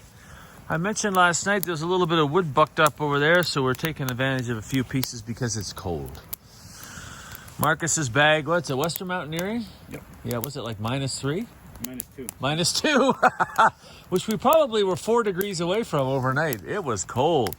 And I've got one of those old Big Agnes sleep system bags with downshifting, so some cold spots. It was like, woo! So we're going to warm up a bit and have some breakfast before we start the big hike up to Glacier, which is going to include about, I don't know, 29, 30 river crossings on the way up. Still debating whether to wear boots or just these old, like, Cabela's, Dick's Sporting Goods, whatever it is called in Canada, Outdoor World water shoes. I think I'm going to start that way and see what happens. Tried that on the Panther River trip with Isabel and JJ. Wasn't the most comfortable on my feet, but I'd like to keep my boots dry. So, anyway, beautiful view this morning. Waiting for the sunshine to arrive to also help warm us up. But I know what else will help. Coffee. And we're off. As I mentioned last night, not a lot of ford cams today, even though there are a lot of fords. It's just too much. It's going to be like 30. Well, more, because we're starting right here. Little foot update. Yep, we're going to go with the cheap water shoes. And I've got a pair of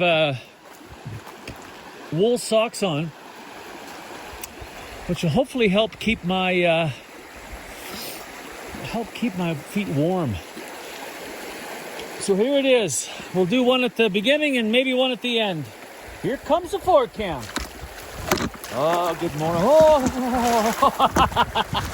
Woo! Who needs coffee? Oh, I need some grip. Okay. Oh, that feels so good. Woo! Went to the wide angle there to show you this. Look at that. What a spot. Oh, you can kind of see the burn a little better now with the light, the way it's shining. So gorgeous though. Just stunning. Not quite half a kilometer up the trail. Here's that other camp. Oh, looks like it's been freshly worked on. Cute. Oh yeah. Wow. This would have been lovely. You never know, eh? Oh, it's a picnic table. Oh my gosh. Look at that. Holy mackerel. Nice job, guys and gals. Yeah, that's lovely. Lovely little spot. If I did it ever again, I'd come to this one, I think. I love that sound of water for sleeping. It's beautiful. I'm thinking Peters Creek this morning, only worse. Ford number 1, we'll call it, of this trail, not counting the campsite. Let's see if somehow I can keep track of these. Number 1, Number 2. Whoa. 3. 4.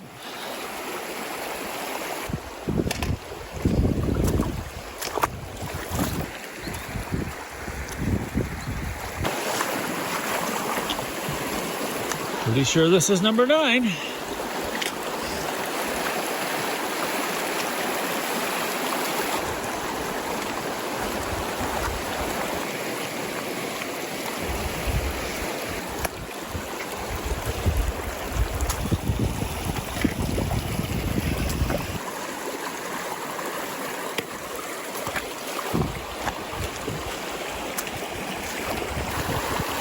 Water's getting a bit clear. Ooh, that's good. I got.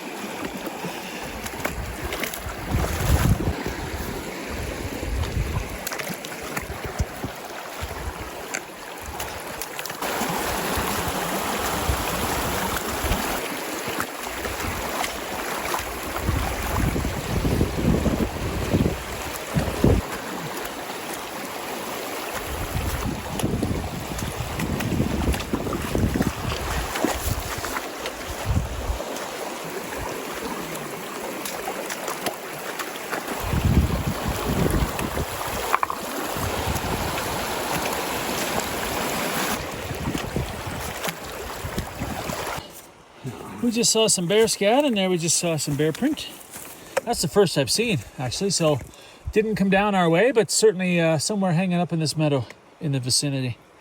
Had a little break here. We're just commenting on the poor sight lines we had with that bear around. Those are pretty recent tracks, but somebody's actually camped in the area right around here. Then I'm looking over here towards Starlight, which is kind of leftish. And I'm looking up there and there's a cairn or something. Let's zoom in. This is going to be really tough. I'm going to keep zooming in. Here we are. That looks like a cairn to me. Huh. Not sure if I'll get a better chance, so always look back. Not too far from the park boundary. That'll be the next milestone. So there are a lot of glacier passes out here and everywhere, and we're wondering if that's the glacier. I mean, there's not much left of her, really. Let me zoom in a bit. There you go. Gorgeous spot though, isn't it? Oh my goodness me. This is crazy. I mean, it just never ends. Grizzly Bear. And he's hightailing it. Keep going down the valley, buddy.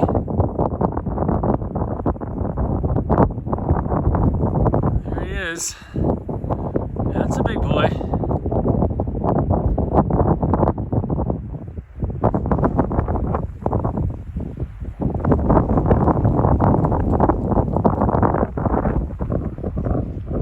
He's coming down that ditch. Yeah.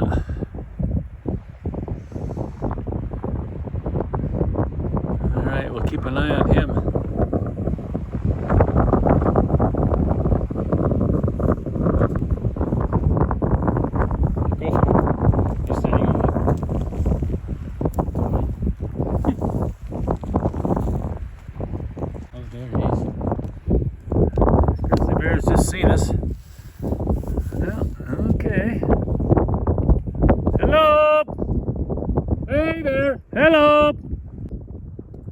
Grizzly Bear now running. Where you going, Billy? Let's hope he's not running this way. He is running this way.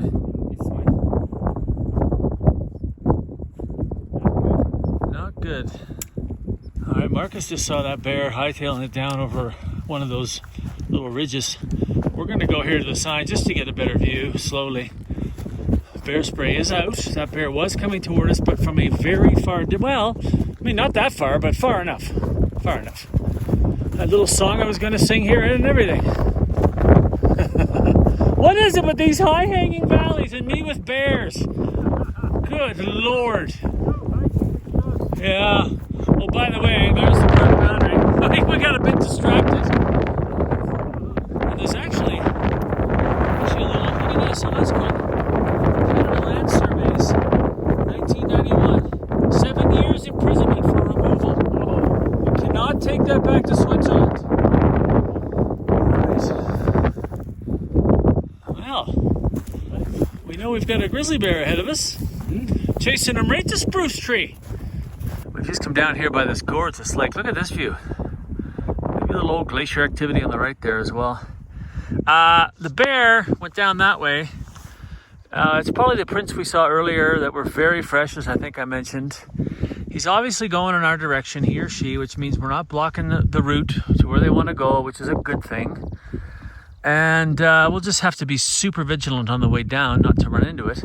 The good news here is it's wide open, so we're not going to have any problems seeing it, which is kind of why we've parked ourselves up on this little rise with this amazing view, just to see if anything changes. But wow. Oh my God. What's next?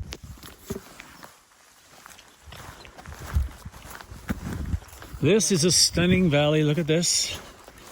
We're going to go down, of course, make a sharp left and head down relatively steeply, actually, for a bit. Yeah, still calling out. We don't know where it went, but we know it's out here somewhere. We kept watching to see if it would circle back, but you know, initially you think, oh, it's great, it's going in our direction, we're not blocking its way, and then you think, well, wait a minute, we're going in our direction to camp. So anyway, look at that view. I had to make that big left turn, but look at the scope of this valley. Look at up there, the scope of it. The meadows that just run on and on. They're so far away. It's an optical illusion, but just enormous. Just crazy. Let me zoom out to give you a little more perspective. Like, nutty. Just made the big sweeping left turn this way. Markus just ahead. I guess we're going in the woods for a bit. Wow, that's an extreme change in mountain looks. Wow. Okay, we partially stepped on that. That is, I don't know if that's reasonably fresh or not. It's hard to tell. Markus went through ahead of me. But, yeah. Here we are coming down the valley. Quite a view there now. You can see the intersection up ahead, obviously. So, right is down to Little Heaven, back to Willow Creek. Left would be up to Desolation Pass. So, that's kind of where we're heading. Well, no horse has been through here for a while. No. Yeah. How you doing up there, bushwhacking? Never mind. This is crazy. I'm stuck. He's stuck. Little look from the other direction. Holy mother of goodness. Kind of bushwhacked through there. Gave that tree in there a lap dance. Anyway, no tip. Yeah, so we are slow. We're bushwhacking, as you saw, willow whacking. And like there's, I mean, the trail's not even around. It's, I don't know. Yeah, anyway, the views are great. But the trail is slow and tough and disappearing very quickly. Yeah, he just disappeared in there. Holy moly, nobody's been on this trail for years. There's no way a horse has gone through that. Oh.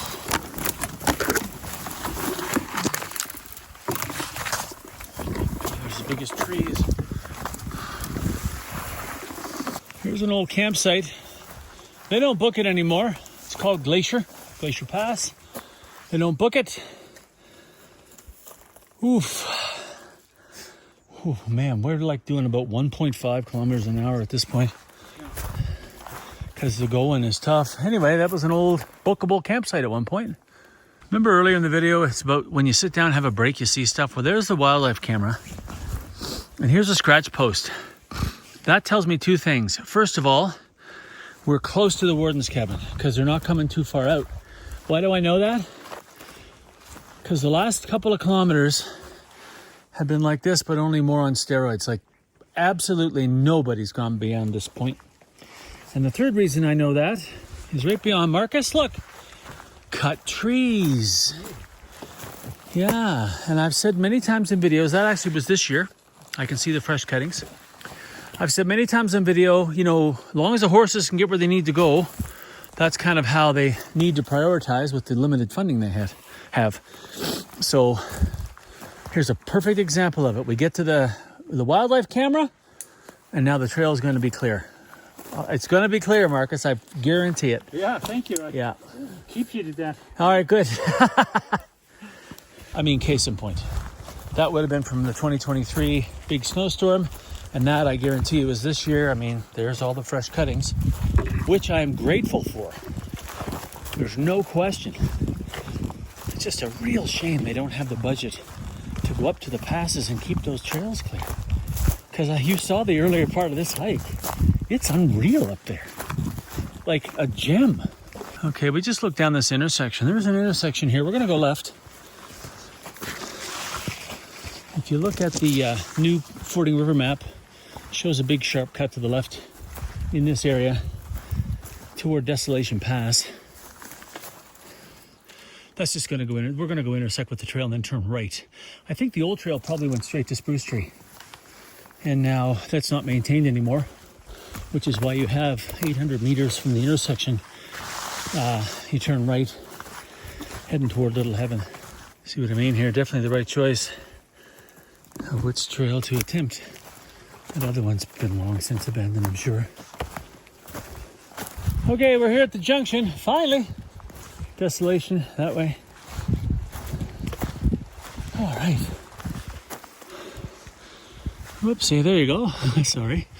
Yeah, Spruce Tree 500. Okay. I mean, I'll take that. Not too far from camp now, just showing you more of the carnage. Look at this. I know on the way in I showed you a lot as we're coming up Blue Creek, but I mean, holy mackerel. Somebody had the right idea, nice thought. I think we'll just take the water. Camp is here, show you around. Quick little tour of camp. That's where we come in from. Just gonna turn around here. My tent is up here. I wanna catch some of that running water sound. Markus is over there. Markus is actually right there, but that's his tent over there. Privy's down through this way. It's a pole and a hole. I'm gonna flash up a picture. The pole and hole barely survived. Yeah, at least it's still sitting there nailed to the tree. That's a different story, which I'll share with you in a bit. How my day started. Let's go down here. Best part about Spruce Tree is right down here. Let me show you. No video today would be complete without a tour of willows. But, oh, here we go. Look at this. Just a short walk from camp. Boom. And I mean boom. Look at that. Look at that meadow. I mean, it's probably got willows off to the right and left, and then probably some marshy grass in the middle. A lot of moose tracks in this whole hike and through here as well. Let me just zoom back out and give you the big giant panorama. Yeah, there you are. Spruce Tree. The view from out here is just, it's just amazing. Well, we made it to Spruce Tree, and this was decision day, and I think we've made our decision. It's going to be a long day tomorrow because we're going to hike about 27.5 kilometers down through Little Heaven, which I'll finally get to see because I've never seen it. If you haven't seen it, I'm going to show it to you. And then on to Willow Creek. Remember what I told you at the beginning of the video. I went into the trail office in Jasper, spoke to a guy that I'd seen and talked to and worked with before, and I said, listen, if I get to Spruce Tree, and for some reason I don't want to go back into the Willmore Wilderness, because you don't know what the trail conditions are going to be like out here, can I come back through the park? What do I do in that situation? And he just literally said, come back in and tell us when you're finished. I mean, I will. I will be going back into Jasper anyway for coffee and for laundry. I absolutely will go in. And if they want another $12 or whatever it is this year with the discount, I'm happy to pay it. So I really appreciate that flexibility because now I can go back down through. We'll get to Willow Creek after 27.5K, and if there's somebody there, there's lots of room. You know, it's not one of those really tiny places. Same with the horse camp across the way. So I'm not really worried about infringing on somebody else's, private time or anything like that. There'll be space. And then the next day we'll get out in the rain. That's the other factor. Some rain coming in on Sunday. We're going to have to hike through it anyway. So Markus has decided with that rain continuing on potentially for a couple of days after that, that he's just going to exit with me, or at least start down that way and see how he feels. I think he's accomplished everything he wanted to on this hike. This is the typical hike, up over Hardscrabble, down and around, over Glacier, and then back down through Little Heaven and out. So I'm happy to complete that lollipop finally. 3rd time's the charm. I shouldn't say that because we're not there yet. Like what? One never knows. But I'm pretty happy with the plan. And really for me, the kicker today was the 6-ish kilometers after Glacier Pass through the park. Because I will admit, for a number of days, we thought Desolation Pass was absolutely something we were going to do. And that would get Markus into another area of Willmore or whatever, if he was going to continue to do his longer exploring trip. But quite frankly, after I saw the condition of the trail between the pass and that wildlife camera I showed you, I mean, I'm thinking potentially it could be the same going up to Desolation Pass. So I think on the other side might be okay, because in the Willmore it's user maintained for the most part. So if somebody's been up there, they've done some clearing. But the 6K down there today I showed you a tiny bit of it because I'm so busy trying to get through. It was, with no negativity here, this is just an honest comment. It was some of the worst trail I've been on ever. Seriously, all the videos that I have here on YouTube, that's some of the worst trail I've been on ever. And I don't want to repeat that tomorrow if it's like that going up to Desolation Pass. And quite frankly, every indication it could be, with the way they maintain the trails now with the cameras and that sort of thing. So pretty happy with the decision. I do have a few trip notes. I'll probably, so now that I'm doing 27.5 kilometers tomorrow, and then it's, walking out in the rain, I think I'll do some quick trip notes after I have some soup. All right, ducked out of rain here. It's supposed to rain overnight, but we've got a little bit going on now, so I've kind of ducked under a tree. We're just going to have our dinner and probably hunker down. Tonight, super excited for this one. This is West Coast Kitchen, the West Coaster, and I've been holding on to this one. Let me read this to you. West Coast Kitchen's pasta special with bacon, cream cheese. Stop right there, right? Mushroom, herbs, and capers. Bacon, cream cheese, mushroom, herbs, and capers. Oh, and it's their 1.5 portions, so 760 calories, and I need this tonight. All right, here we go. This is the first bite.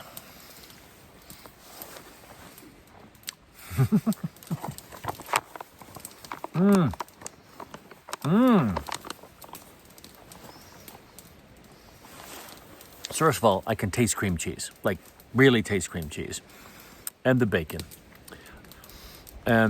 That's really good. Wow. West Coast Kitchen. Check them out. You can go to my website, howsthehike.ca, and go to the 2025 Made in Canada page. Just click on the link. You don't have to click on the link there. There's nothing, like no affiliate or anything. But we'll just look up West Coast Kitchen and give them a try. Okay, I've tucked under a tree. We're getting ready for dinner here. And you might see some ashes going through the air because we're having a little fire. It's all of a sudden get really cold and wet. So some quick trip notes. I want to do a quick shout out to my friend Joan. Joan and I were supposed to do this last summer and do the actual loop that we're finishing in the next couple of days, and then hang around a bit and then head up into the Willmore Wilderness and do some more exploring without tacking it on to this trip. So that's still an option down the road. But thanks, Joan, for wanting to come up last summer. We all know what happened. The other thing you might notice is that I'm using my Gossamer Gear Mariposa 60. This poor thing is on its last legs. It's got a temporary sternum strap that they sent me. I can see that the fabric is starting to separate on the inside of the pack. It's peeling. Let me flash up a picture. And it's got a broken hip belt. I stepped on this. This is not the pack's fault. And I've been walking with that pack with that broken hip belt, male squeeze buckle for the entire trip. I did go into Totem and Jasper, and if you do go into Totem and Jasper, go to the front where the cash is and say, "Hi, can I see your box of plastic buckles, please?" Because they had plastic buckles, and I actually was able to go in and get a couple of replacement sets, male and female, with tension. You got to watch it these days. Sea to Summit's making great buckles. They always have, but now they don't have that kind of tension way of being able to do it. They have like this Phillips screwdriver that you can use, and you take a pin out and you put it back in. I'm like, how am I going to tighten that pack? So you have to find the ones that actually tighten like all of ours typically do. Maps, Backroads Mapbooks Canada. was absolutely dead on in Jasper National Park in this section of, and I've found that in the past in Jasper, not so much in Banff and places, but in Jasper it's pretty much spot on, as is for the most part the Canada Topo. There are some distinctions there with the old Canada Topo maps, but Backroads Mapbooks Canada layer on Gaia, there's the caveats on Gaia, is really good in the Jasper, not good in the Willmore, which is why I'm really glad I had this from Fording River Publishing. Thanks, guys, for wanting to be part of Made in Canada 2025 and sending me your maps and sending me this one in particular, which we did look at and use a lot, and there were a couple of times we should have looked more closely, like the fords we didn't catch and all the bushwhacking we had to do as a result. It's all here in the map, and if you're going to come out here and explore and do this hike even that we're doing, I really, really strongly suggest getting the Fording River Publishing map. And by the way, it says there were 29 fords. There were 29 fords, and unless I miscounted, we both thought there were 29 fords today. So, and that was a lot. Coming up with the 29 fords was easy, and this trip is absolutely worth doing. There's no question this trip is worth doing. The scenery is, I mean, wow. I mean, you saw my reactions in the video. I don't have to really find more adjectives for it, but yeah, Hardscrabble and Glacier blew my mind. I've got nothing left adjective-wise. Just so satisfied. And it's just a shame that the park hasn't got the money and resources to keep the top part of Glacier Trail open from basically from that camera I showed you up, because this hike is worth hiking. And, you know, it's the sights we saw were worth seeing, and it would be a real shame if it became like Castleguard Meadows, kind of a metaphor there with Castleguard, you know, coming up the glacier and up the chutes and down the meadows, pretty much going to be the only way in a while that you can do that trip. It's going to be the same here. If you want to see Glacier Pass, which you really should, then you're going to probably have to come up through the Willmore unless we can make changes. That's something else I'd like to say. Visit savethetrails.ca, savethetrails.ca, the Canadian Backcountry Trails Preservation Society. It's a group that I'm a part of that are dedicated to keeping trails like this open and assisting parks, helping parks find ways to put bridges where they're needed and keep trails open where we'd like to see them open, like Glacier Pass. So savethetrails.ca, check it out and get involved if you'd like to. Last technical point and then a couple of personal thoughts. So, weather. You know, I have friends that message me weather from like back in the city world, or the internet world, let's call it that, back in the connected world. And, you know, you're picking Jasper, Hinton, maybe Grand Cache, where I'm sitting right now, would also help. Just kind of figure out. I think we've been hearing jets take off from Grand Cache Airport, actually, and head on up to 10,000 feet over the last few days. It's like clockwork. Yeah, so I mean, the weather in the cities is going to be different out here. I have found this year that Garmin, credit where credit is due, the Garmin InReach Mini 2 seems to be pulling down pretty darn accurate weather this year after a couple of years of, as I've said for jokingly, a Ouija board and a palm reader trying to figure out what the weather's going to be. It looks like it's doing a lot of better job this year, and that's crucial because you need to know precipitation, you need to know winds when you're looking at dead trees and snags and stuff like that, and you kind of need to know temperatures. And by the way, high temperatures measured in the shade. So if you're out there and you think, it's only going to be 23 today, that's 23 in the shade. You get out there in the sun, it's a whole lot hotter. All right, so last thing, wrap it up, a little bit of a personal note. You know, the scale of things always amazes me out here. It's kind of similar to you watching this on an iPhone or an iPad or on a 4K 80-inch TV on your wall.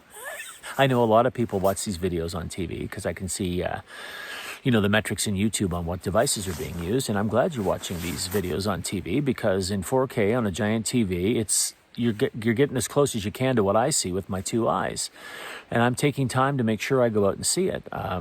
Markus was in the other night reading a book. I think it was the first campsite after Hardscrabble Pass. And I just went out to that meadow and sat down for a few minutes, took it all in, listened to the wind and the water, and just took in the scale of things, and had a few minutes of peace. And I think that's pretty critical in this day and age when things are so fast. And that's the last thing I'll say. You know, a lot of trail metaphors in our lives, and you know, one of the trail metaphors I would say, you know, that struck me on a trip like this is that, you know, you have a long day ahead of you, a long journey, and every kilometer you hike, you have less in front of you and more behind you. And it's the same with life. So slow down. Slow down. Enjoy the moment. Don't rush to the end because, I mean, I'm really trying not to rush to the end because, as I've said before, you know, I've got more years behind me than I do ahead of me. And on days when you're hiking in beautiful places like this, you end up with less kilometers ahead of you and more behind you, and then the day is over. So take some time, get out into these wild places and savor it. And even though we had a struggle today coming down the last 6-ish K, as I've said earlier, pretty bad, it was a glorious day. And every day out here is a glorious day, no matter what nature throws at you. Just live in the moment and enjoy it. Well, that's a wrap on day 7. And yeah, I got the glasses on because I'm going to look at that map some more.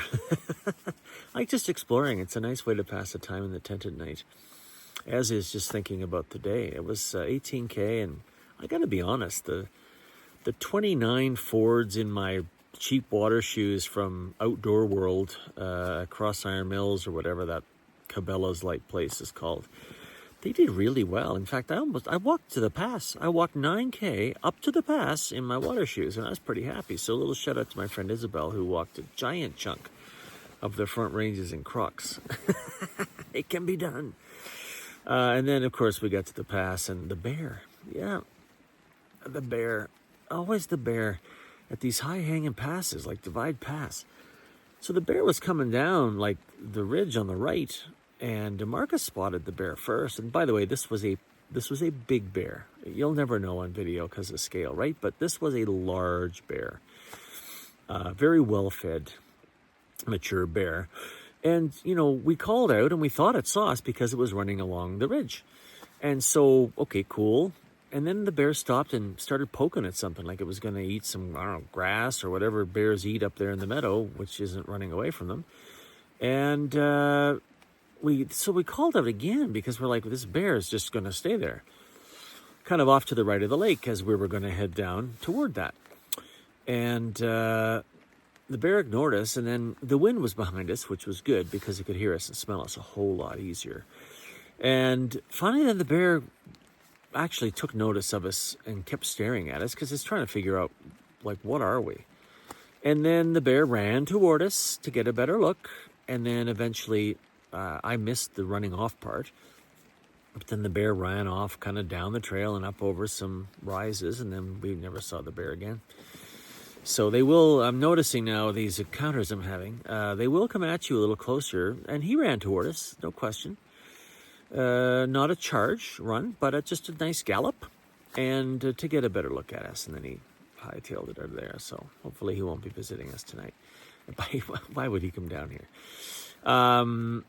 Yeah, so by the way, just so I can say this one more time, if you're wearing a bear bell in that situation, I mean, what are you doing? The bear bells, yeah. You know my thoughts on bear bells. They certainly would have been useless today and made you think that maybe you were making noise. And by the way, it took a lot of yelling to get that bear to notice us. Like, I had to really use everything I've got, and I was trained to project my voice in another life. So, you know, it took a lot for that bear to actually then take notice of us. You really have to make some loud noise, which we then continued to do. Anyway, it was a heck of a day.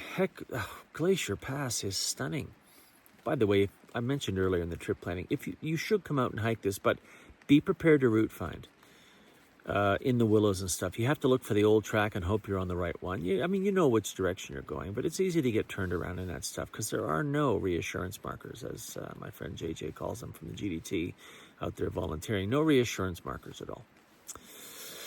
So anyway, it will be a lot different tomorrow as we head down through Little Heaven to Willow Creek.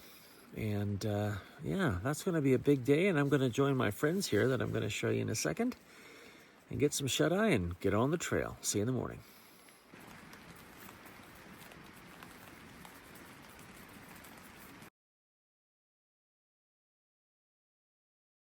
Morning, day 8.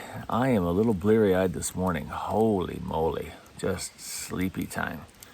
Not even 7 o'clock yet, but Markus was up and had a fire going, so I heard it. I'm like, ooh, let's go. Yeah, let's go. 27.5K is what the map tells me. Yee. Oh, hello, smoke. Another morning fire, as you can kind of tell, wafting over me. It doesn't matter where I sit. The fire comes to me. I don't get it. Anyway, so a little coffee this morning. This is the Flash Fuel from Canadian Heritage Roasting Company in Calgary, part of the team this summer. And I need some flash from this fuel this morning. Cheers. Whew, still a little hot. Back out from the campsite, Yellow Diamond. If you ever wonder where the trail comes from, that diamond is facing down the valley. So we know we're on the right side of the campsite. I think that trail that went out to that beautiful meadow I showed you last night, probably that old trail. Oh, would have been a nice view. a little easier. Let's go see how much willow bashing we have to do. A long way to go in this valley, Mowich Creek. Oh, by the way, there is a space capsule, green throne, back there at the campsite. Little update. There's a pole in the hole. They call it log or whatever. You go to that like I showed you yesterday, and then just turn right, look right. And there is a green throne up there. FYI. Looking back up the valley, look back at Vega. Coming this way. That would have been Desolation Pass up that way. Our tourists over this way as they pan around. Down the range.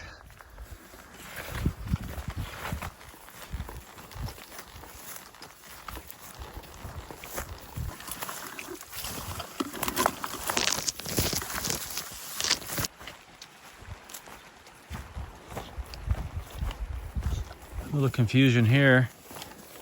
Yeah. So if that was right there, or wait a minute, it was there. I don't know. This is bizarre. Rock Creek 4.5. No, it had to be here. And weren't you going that way? Or are we going that way? Well, the map shows we're going to the right. Let's have a look at that and be sure. The trail's gone at this point. It looks like they may have crossed there, but that's wicked deep. You come out here, you look for horse prints. I don't see any more. This is kind of the end of the road, and we're going that way. So it looks like maybe they crossed there. We'll forward over here and see what we can find. Serious bushwhacking to get up here. Unfortunately, there are no reassurance markers of any kind to signal where we should be going. Anyway, we know where we're going. I mean, that's pretty obvious. But, you don't want to have to work in the last kilometer or so 3 times as hard as you did for the first 10. So, look at this. So we've climbed up into the forest where Backroads Map Boost Canada put the trail. You're taking a leap of faith, but look at this. I mean, so that's kind of unfortunate. We were booking it too, like 5K an hour, rocking and rolling. And we're following the horse tracks back from that intersection I showed you, which was the way to go. If you look at the Fording River map, this was the way to go. And then the horses disappeared. They're not up here either. There's no fresh horse sign, but all right, anyway, this is the old Backroads Map Boost Canada Trails Trail, which has been really good in this park. All right, feels good. Just stop for a second. I'll show you there. There's the trail. Little trail marker up there, Markus. Yeah. Okay, we know where we are now. We're in the valley we need to be in. Look at this. It's almost like a little heaven. Yeah, I know. By the way, there's horse prints on this trail now, so yeah, exactly. Signpost trail marker. I'm gonna pick that up and just kind of, I Markus, lay it down here. Markus had some string and put up the little marker, our little trail maintenance contribution. There's really no trail now. Oh, maybe this way. Found the horse prints. We're heading that way, of course, down that valley. Snake Indian. You can go over this way, over to Rock Creek, and down that way if you wish. Nowhere to camp, but you can go left if you're a warden, and there is a warden's cabin up toward the next pass. That's from where we've come, and up in this way, your campsites and your warden's cabin. But we're going to keep walking this way and take a break when we find some more running water. Doing some more trail maintenance. This was on the ground. So at one point they were pretty good about having the reassurance markers up here. It kind of guides you through this maze of meadows. All right, Little Heaven, 50 meters. That's where we're going. I don't know if that... That's over there in that meadow. Oh yeah. I think that's it. Maybe. I'm not going 500 meters though to the horse camp. Hate to break it to you. Little Heaven hiker camp. We long day ahead of us. We're not going to do the 500 meters up, but we will sit here. Haha! Nice. I said to you, you would like that one because Look at that. Places to sit. Fire pit. I just need to find that water back there. You know, a couple times in the past I've been at Willow Creek and people were coming in to stay at Willow Creek and then they're we're going up to Little Heaven. I'm like, huh, interesting. Why would they go up there? I mean, it's a beautiful meadow, but you know, the horse camp's tucked back in the woods. Now I know why. The hiker camp is not. I mean, yeah, you'd have to, it looks flat on the surface, but it's lumpy. You find a place to put your tent out here. Look at the view you'd have. And if it's clear, you'd have the stars. Yeah, this is one of the nicest little camp spots for hikers that I've seen in the entire Jasper National Park. Nice little break there, and then we took a bit of an excursion. When you come out of that, if you're going to go to that campsite we just went to, come back to the water and go back to the intersection. Otherwise, you're going to be on your way to McLaren Pass. Anyway, we went down there a bit and went, hey, wait a minute. We should be going the other way. So now we are. Here we are back at the sign. You can see we're going to go back left. So we came over here for a break. We got talking. Happy. And then we're like, oh, we forgot what we were doing. I thought you wanted to go back to McLaren Pass. yeah. Well, it might be nice in nice weather, you know. Well, it's a nice day today.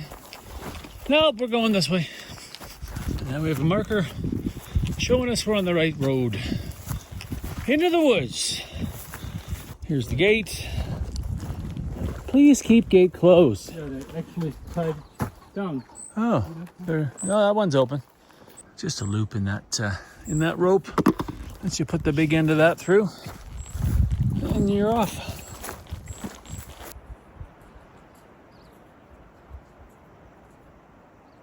If you look way off in the distance, there's a ridge coming down this way, and then another range behind it. That is the Snake Indian River that goes down toward Snake Indian Falls and Celestine Lake. So you go down that way and then around, and we're shooting for in that way to Willow Creek. So you can see still some work to do for sure.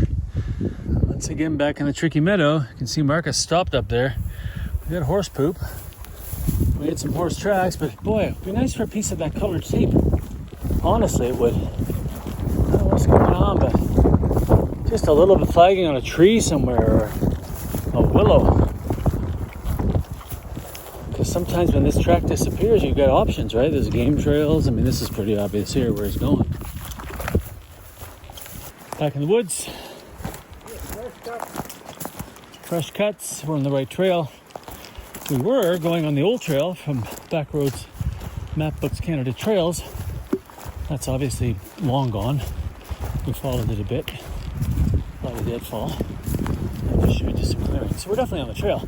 We have horse hooves and poop, but no flagging. I'm not gonna harp on that, but honestly, I'm living it right now. So there's just right here in this meadow. I may now see a flag right in front of Markus, way off in the distance. That will have been the first one, like in there somewhere. That may have been the first one if it is. This entire meadow Odyssey. Let's go find out. There's a marker going the other way. I was just thinking this earlier. South boundary, north boundary, doesn't matter what trail I do, the markers are all coming from the opposite direction. That's not a lie. I mean, go back and watch the videos. There should be markers all over the place if you're going to go to the trouble. And that's why I think I do see one over here at the end of this meadow. But the other end, nothing. There was no marker like that to enter into the woods from the other side, which is all we would have needed really for some reassurance. The loop finally complete. Oh my gosh. Woo! Third attempt, totally worth it. Willow Creek is not 10 kilometers, just for the record. Quite a bit less. But we need a break. The one up here, the map shows there might be some water. I don't remember that being the case. Either way, we'll find some shade and have a break. There is another water source. Yeah, that's right. Of course there is. And it's even on the map. So we're going to stop here and water up. Why not? Make a quick work of that. Back to Mud Creek. This weird looking bridge that's been renovated over the years. I think they built it for horses, but pretty sure that would be an issue for a horse. Oh, that's pretty precarious. One branch holding the works. One last meadow to conquer. On this one I know where I'm going. Always a bonus. Back of Willow Creek. Markus ahead of me. Speedy Gonzalez. No campsite tour, you've seen it several times on this channel. I'm gonna have a tour of that bench right now. Oh baby. Well, we're just sitting here having some soup. Some people have come in, I think, to the horse camp. Heard a couple people over there, so maybe they're deciding to stay over there. It's actually got lots more infrastructure, so. But we won't be long for the world anyway. In fact, Markus just said I looked a bit grumpy. How do I look now? Yeah, happy. Listen, I'm going to turn the camera on you. I just want you to share your story. How many times have you tried to do this exact trip we just did? Well, it's the third attempt, actually. Yeah, so what happened? Well, the first time, 23, there was that snowstorm in June. That's right, yeah, all the trees went down. Yeah, all the trees went down. I went in and went over Hardscrabble Pass, but the trees, the downfall... No, McLaren Pass. McLaren Pass. That's it, yeah. McLaren Pass. And the downfall was so dramatic. It was just terrible. It was terrible. So I turned around because I didn't want to go over Hardscrabble because I suspected there will be more of that. Yeah, and we saw a lot of clearing, didn't we? Oh, yeah. Insane. Yeah. It was dangerous, yeah. Yeah, and you've done like the South Boundary and stuff. Were the conditions like that back then? No. South Boundary was pretty good. Yeah. Yeah, nothing like deadfalls, no. Because you started from Jacques Lake. It was before the slide. Right. Yeah. It's a couple of years ago. It was in 98. A couple of years ago. Don't date yourself. Yeah. And how many years have you been trying to do this trip? Well, that's 1998. Actually, I picked up a guidebook in Jasper with some nice pictures from the Blue Creek Valley and Ancient Wall. And like Azure Lake and all that stuff? Yeah. The Topaz Lake, Azure Lake, yeah. stuff like that. And I saw the picture and I said, I want to go there. Yeah. That's 98. How many years? Oh, God, how many years? That's 27 years. Yeah. Well, congratulations. As of tomorrow, you will have done it. Yeah. And it's a good feeling.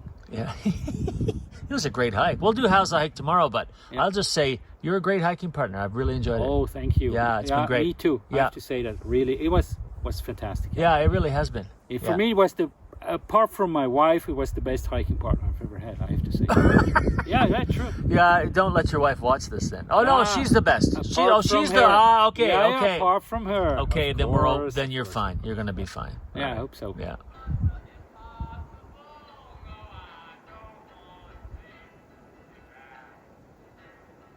Somebody's got some sort of ukulele or guitar over there or something. Wow. Somebody needs some voice lessons.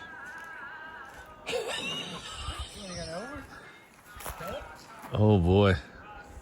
Wowie. That is a wrap on day 8. 30.59 kilometers. Listen, if you know where you're going, which I would if I was going to do this again, be about 28 kilometers from Spruce Tree to Willow Creek, where we were greeted with serenading in a concert this evening. What is it with this campsite? I've had some interesting experiences at Willow Creek in the past. Yeah. North Boundary, Phil from Edmonton.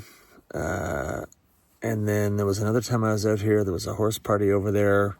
Somebody was ringing a bell and the horses were prancing in the beaver pond and chainsaws. I don't know what was going on over there, but... And then tonight we have a serenade, and then for the last 20 minutes, some poor guy's been left behind by his friends. I don't know what they're doing, but he was yelling out, "Hey, yo." And I don't hear a thing over there now, so it's a mystery. Anyway, it's also about 8:15, so I'm just going to lay here and read for a few minutes. You can tell I'm probably pretty zombie-like. That was a long day. Wouldn't have been so bad without that meadow route finding before Little Heaven, and then luckily finding that trail up on the ridge, which was stunning. And then more route finding further down the trail as we were getting a bit closer to the North Boundary. So could use a bit of reassurance markers out there with just some of that ropey, tapey, that tapey stuff they put on willows. So we get twisted around a little bit there, and that added some kilometers and some struggle. I mean, when you're bushwhacking through willows and bogs, it tends to take a little bit of a physical toll.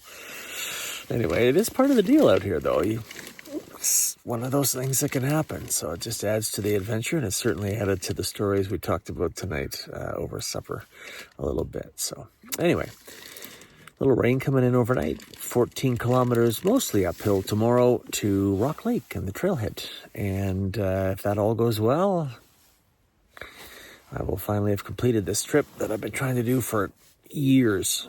Not as many years as Markus, that's for sure. But yeah, quite a number of years. So it's good. Tick that one off the box. And what will we do next? Well, I'm going to sleep next, and I'll see you in the morning next.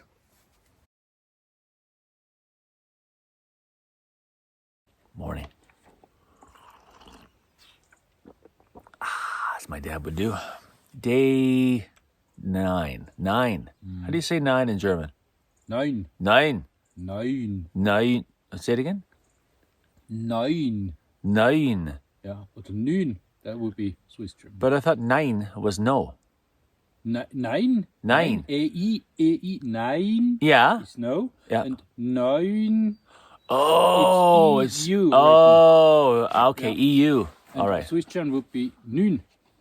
9. Right, so a little bit different accent, yeah. Welcome to language class.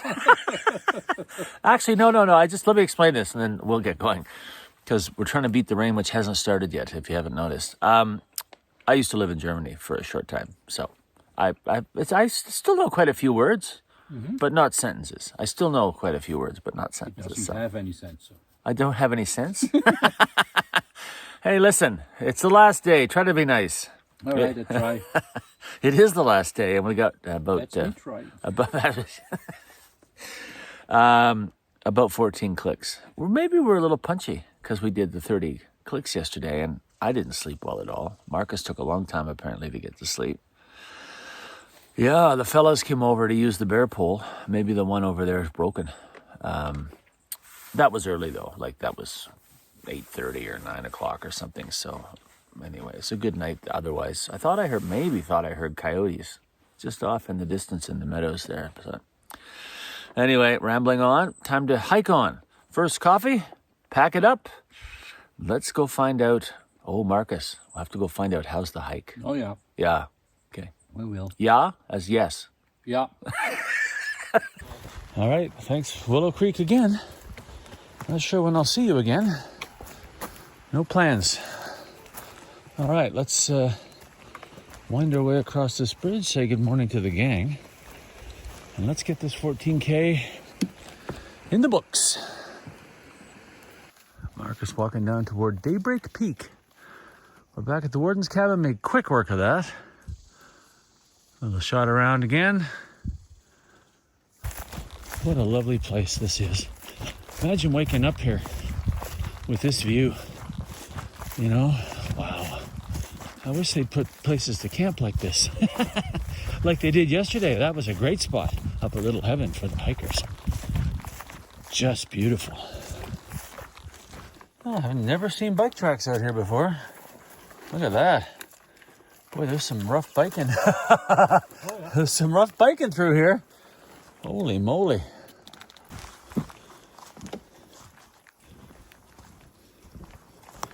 He's literally up to his butt. Wow. Nice. No. Woo. Rock Creek. Looks a slight bit lower than it was when we came through 8-9 days ago. Water up here. There is a little bit of water between here and the trailhead, but not much. And not for a while, if I recall. Yeah. Okay, little break here, halfway. About 5 kilometers from the car. Back to the cut line. Backcountry. Okay, home stretch indeed.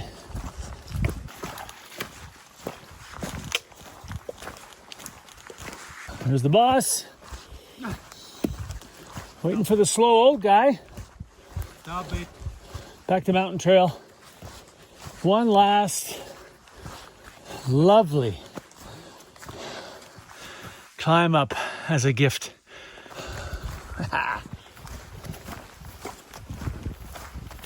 Well, just over 160 kilometers. We did it. Oh, yeah, we did. How do you feel? Well, great. Yeah? Relieved, but it was fantastic. How's the hike? Well, it was great. It was brutal at times, but otherwise, the things we've seen, I mean, Blue Creek, Ancient Wall, Hardscrabble, Azure Lake. God. Yeah, Azure and Hardscrabble. Yeah. They were just mind-blowing. It was just and the animals, forget the animals. Remember the caribou? Caribous, Yeah. 20 meters. Yeah, and The huge grizzly. that was a big bear. Yeah, that was a big exciting. bear. And Glacier Pass was stunning. it's ridiculous how beautiful that is. Yeah, Hard to get to. Yeah, for sure. Yeah, super hard to get to. So but- rewarding. Yeah. Anyway, would you do it again? No. What do you mean no? You retired? Yeah. You're retiring? Yeah, I'm retiring. Yeah, that's the last for me. But it's on a high note. That's what you should do. I'm retiring. Yeah. That's what you. Okay, so I'm ending on a high note. Me or ending? No, but I am too. We sure? Maybe I should retire. Yeah. You could do that.